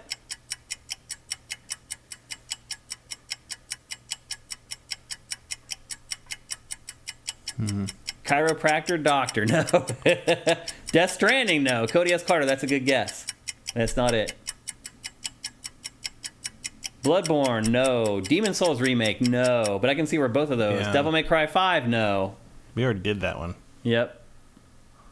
Yeah, that's the other thing. I will never do a game twice, if I can remember anyway. God of War, no. Witcher 3, no. I'm guessing Nox is guessing Returnal, but no, it's not Returnal. I could see that as well. Outer Worlds. Not Outer Worlds. Nope. Commander Fett just got it. It is Mass Effect Andromeda. Great job. Yeah, I wouldn't know that Mass Effect. Y'all guessed every Mass Effect, but the Except- correct one. So that was the third image. Here's the fourth image. That probably would have given it away if the other ones didn't. I wouldn't have. I still No, wouldn't you still know. wouldn't have? No. And then here's the final one. I gave you the helmet. Probably would have. Yeah, I don't know what else I would have guessed on that at that point. Yeah. So there you go. That's a great job. Commander Fett wins. Name that game. Another round of applause for you, my friend. That's not fair. Nobody played that game. Actually, everybody played that game. A lot of people played It that still game. sold very, very well. That was Tons the- of people played it. That was the problem. Yep. Yeah, and once again, a reminder that you have to get the right entry of a franchise. You can't just guess Mass Effect and that's going to count. You have to get the exact entry. And I'll be honest with you, typically, I won't mess with you guys. Like, for me, Mass Effect Andromeda stands out from the other Mass Effect games. And I wouldn't have done that if I wouldn't have done, like, Mass Effect 2. It's really hard to tell Mass Effect 2 from Mass Effect 3. Like, I try to play even with you guys so you guys can actually get it. So, there you go. Again, congratulations once again. Good to see an awesome sifter, Commander Fett, win. Commander Fett, you can send us a DM here on Twitch. You can send me a DM on Twitter at Dinfire. Also, by the way, your boy is now on Blue Sky. So if any of you guys are on Blue Sky, the brand new version of Twitter, I know y'all went to Threads or whatever. I went to Blue Sky, and I am just Shane Satterfield on Blue Sky. I am not Dinfire. So anyway, if you guys want to add me on Blue Sky, please do. I am still on Twitter, not for very long, though. Once Blue Sky picks up, I am gone. Threads is where it's going. What'd you say? Threads is where it's going. I know. I don't care. I'm going to go to where I feel comfortable with the people and the content. And Threads also is not allowing, like, fact-checking. Yeah, they are. No, they're backtracking on it already. Yeah. So I'm out. I'm not going to go on a social media platform where half of my feed is lies. So that's why I'm leaving Twitter. So anyway, if you guys are on Blue Sky, I am Shane Satterfield on Blue Sky. Add me. But you can also DM me on Sifted at Shane, or you know where to get at me. Commander Fett. We've been crew for a long time now. So anyway, congratulations once again. And now we're also going to do some Q&A, which is something we also haven't done on GameFace in a long time. And you guys picked up on it because there's already like 80 questions in here. And we're going to answer a bunch because we have time. So let me get some graphics ready to go here during the Q&A. And we'll get it going. Okay, I gotta scroll way up. Norix Nessie, thank you for Twitch Prime, brother. Appreciate it, man. I'll say this, it has been disheartening. So you guys may not know how this all works, but like every month I get a report from Twitch about who has subscribed with Twitch Prime. And it's a spreadsheet that has your username. It says how many times total you subscribe with Twitch Prime. And then it gives me the streak, how many times in a row you subscribe with Twitch Prime. And I just gotta say, it hurts to see how many of our users like are subscribed at one. Like almost all of you guys are not on a streak, and like I say it over and over, we need that money. Like we need it. Like so I don't know if you all have gotten lazy or you're just tired. I don't know, but it would be really awesome if you guys could start doing it again. Like our monthly payout from Twitch is less than half of what it was for like 3 or 4 years straight. So I don't know why you guys have stopped doing it. Nothing has changed with the process. It's still just as easy. It still literally takes 3 seconds if you've already done it once. If you guys could start doing that again, it would really be a huge help. It would. I just know how many more times I can say this. I'm not lying. I'm not fibbing. If you guys could just do it. It takes 3 seconds. If you're watching this right now on YouTube or on Sifted, go do it. Please go do it. We need it. I'm not lying. I don't know why you would think I would lie about this. I'm not lying. But literally, all our crew, you're all on one. Like, please do it. It makes a world of difference for us. It makes a big difference. I'd really, really appreciate it. Okay, let's get to some questions, and there are a ton. We'll try to get to as many as we can. Commander Fett, since you're the big winner, we'll take your question first. What are some of your favorite things to do in the summer, gaming or otherwise? Matt, you can start. I don't know. Summer doesn't really change much for me. No? Well, because I don't go to school anymore. Yeah. So that was the difference of summer back in the day. Well, living in LA, summer doesn't change anything because it's summer all year round. Well, not this year, but right. Yeah, it's like you turn the air conditioning on, and there's something about, I don't know how to explain it, but there's something about playing games inside in the summertime with the air conditioning on. I don't know what it is. It puts me in this strange mood. The first time I ever noticed it was when I imported Super Mario Sunshine from Japan, because it came out earlier in Japan than it did in the US.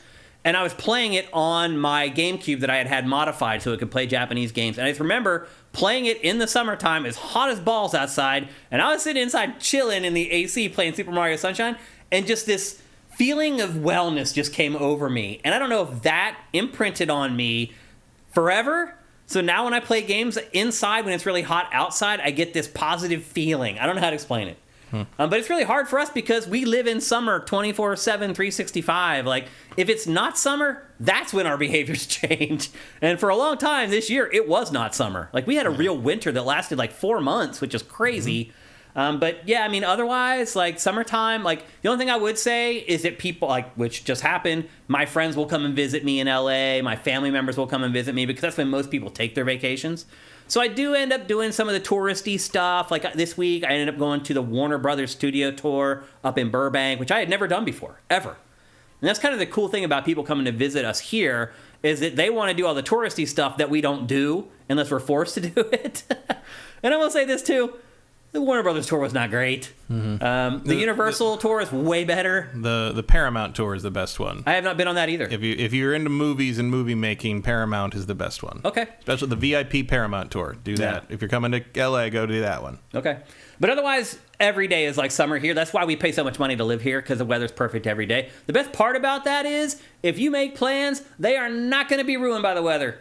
I remember living on the East Coast. If you had like something planned for outdoors or anywhere in the wintertime, it could all get ruined by the weather.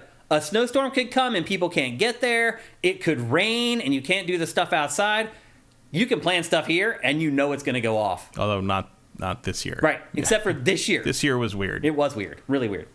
Great question, Commander Fett. El Guapo 3385, Prime Day is here in the U.S. Snagged any good deals? We actually talked about this, and I remember you said earlier you came in late. We talked about this at the top of the show. Again, to repeat, there are like 4 curated articles right now on Sifted to help you guys get through Prime Day. Matt and I have already said that like neither one of us really care anymore because we're old and we have everything already. I mean, that PS5 storage unit is a good deal. Yeah. If I didn't already have one. Yeah. But.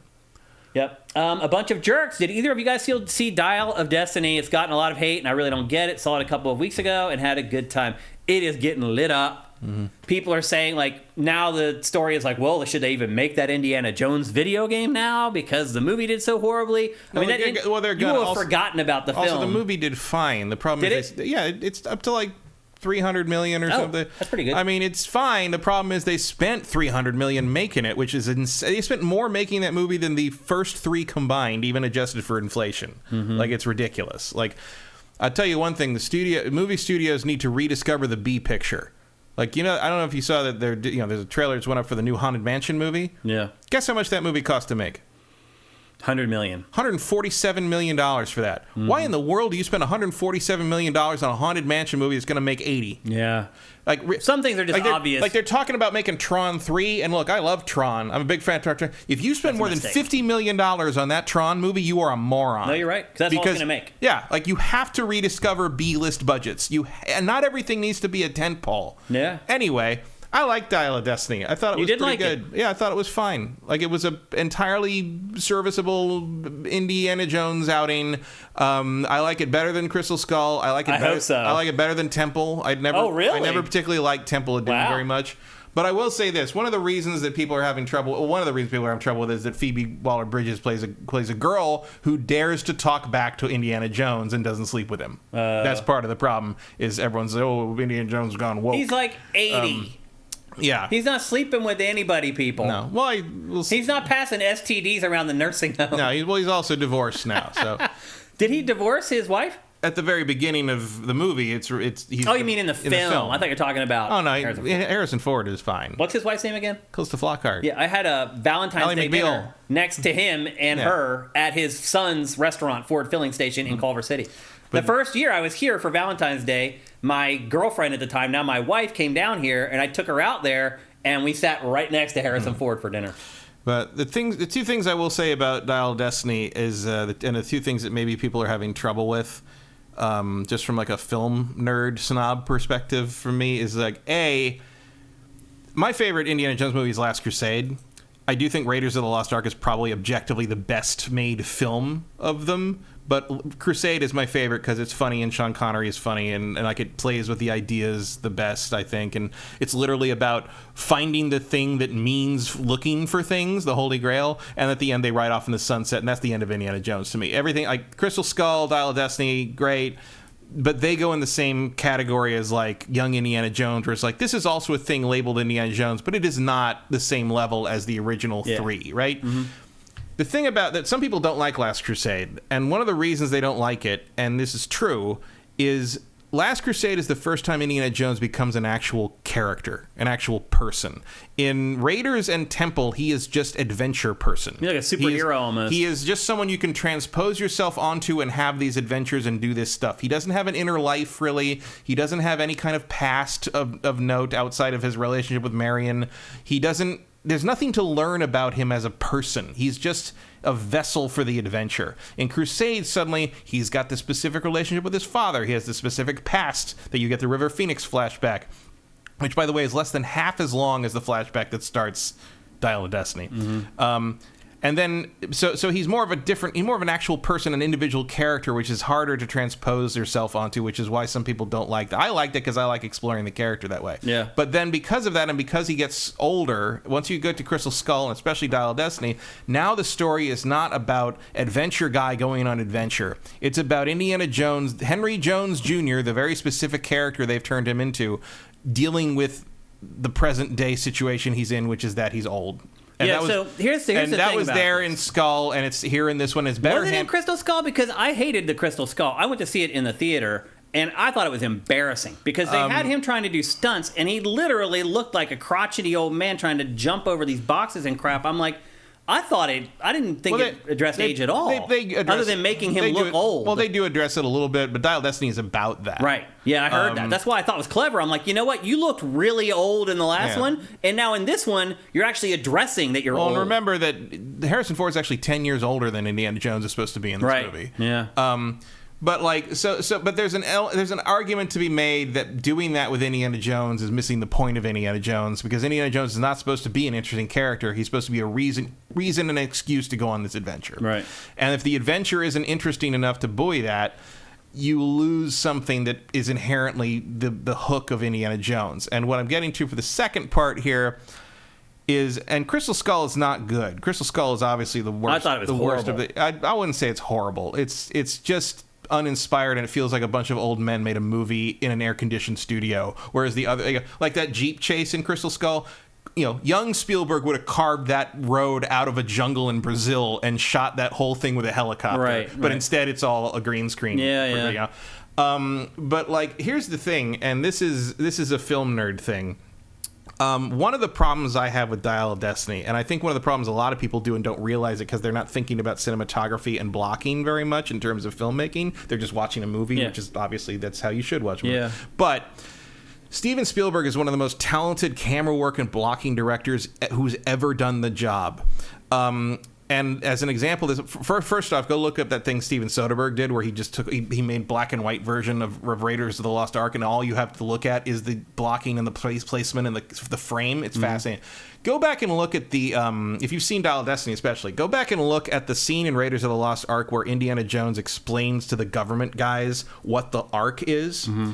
And how he's over here doing this, and it's all one shot almost. Because Spielberg loves doing all these things in one shot.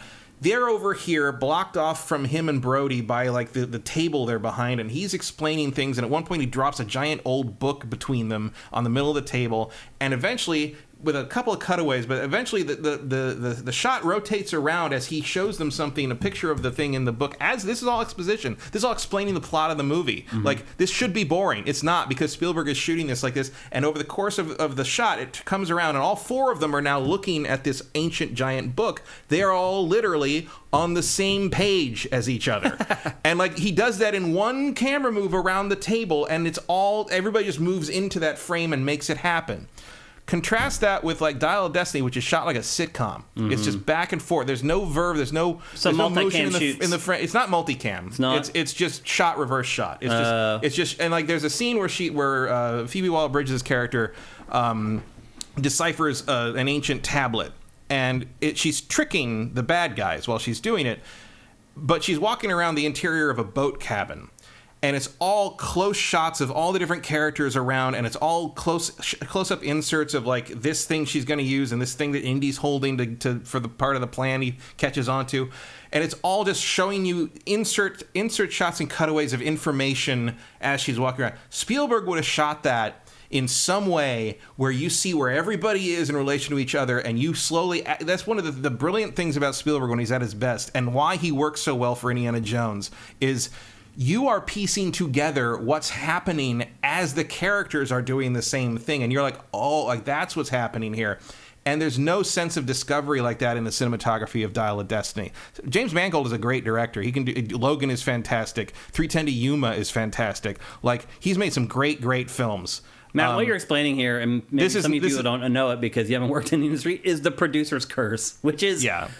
If you've worked in production, you can't just watch stuff anymore. But also, like... I can't. Everything I watch, I'm like, how did they do that shot? Right, but also this is important not just in that regard, because as Red Letter Media likes to say, you might not have noticed, but your brain did. Yeah. And one of the reasons you are not as engaged with Dial of Destiny as you are from like maybe Last Crusade or Raiders is because the cinematography is not carrying you through these scenes the way Steven Spielberg does. Yeah. And that is not a shot at James Mangold. He's a great director, but he just doesn't have the same style as Spielberg, and Spielberg's style is inextricable from what makes Indiana Jones work. There you go.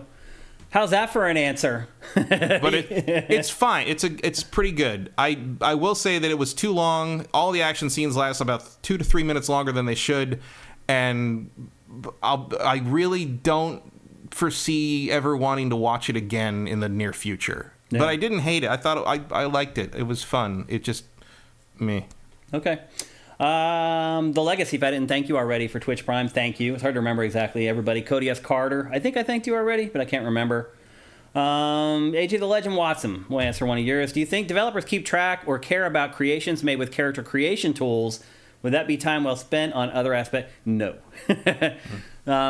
I think typically good creators who work with creation tools on games, like that stuff just kind of bubbles up on its own. I don't think the developers are actively... Oh, they do. They keep metrics on all that stuff. I mean, they keep metrics, but they're not going in and like looking, for example, like with AEW. Like they're not, the developers of that game are not going to go and look at all the wrestlers I created. Some developers do put up their favorite things they found, or they'll stumble across. They find them sometimes, but you can, if they want to, they can see everything. People make all the data, everything you do in a game, it can be tracked. Like they know how many people used a particular hat with their character, how many used a particular tights in the AEW game or whatever. They can get paint. They can get like a data set of like how many people move this slider this far over this far. Like it's averaging in the middle, so we did that probably right. Like that's about where you want that to be. Yeah. I would imagine most of those slider data things have like a big thing in the center and then huge like spikes on the ends where people make like the comedy characters. Yep.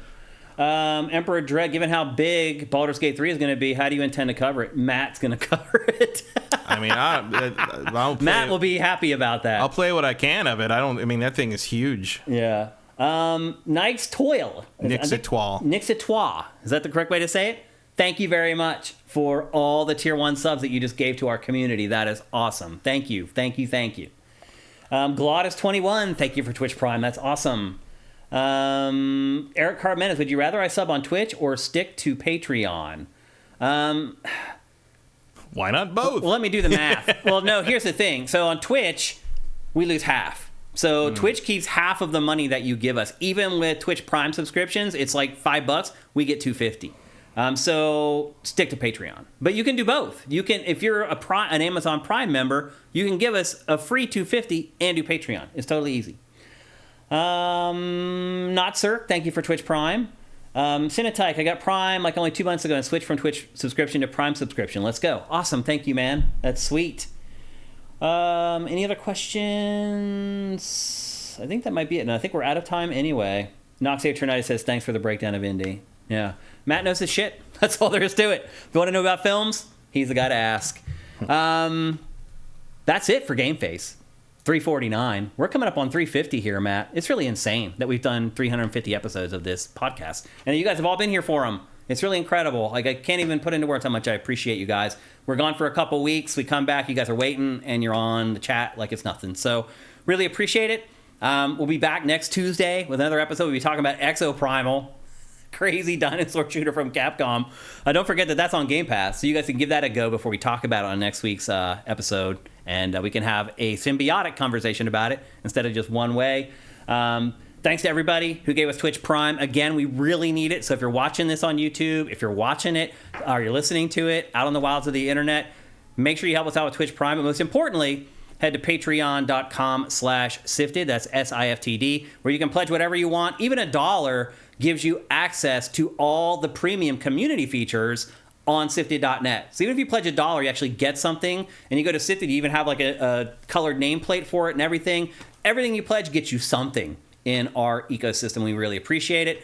While you're doing all that stuff, head to creamls.com/sifted. Check out LS Cream over there. I freaking love it. I've turned into an LS Cream addict at this point, and I've turned other people into LS Cream addicts. There's a ton of stuff there. There are drink recipes. You can learn how to make all the cool looking drinks that are in the ad that runs earlier in the show. Just most importantly, at least I feel personally, you should support the person who owns LS Cream. He is a sifter. He is a gamer just like you. And would you rather give your money to somebody like us? Or would you rather give it to some huge conglomerate who don't give nothing about you? So again, head to creamls.com/sifted and pick yourself up a bottle or 10. Matt, good to be back in the saddle with you. Good to do another episode with you. We'll see you guys next Tuesday at 1 p.m. Pacific, 4 p.m. Eastern at twitch.tv/SifidGames. Until then, have yourselves a great week. GameFace is up and out.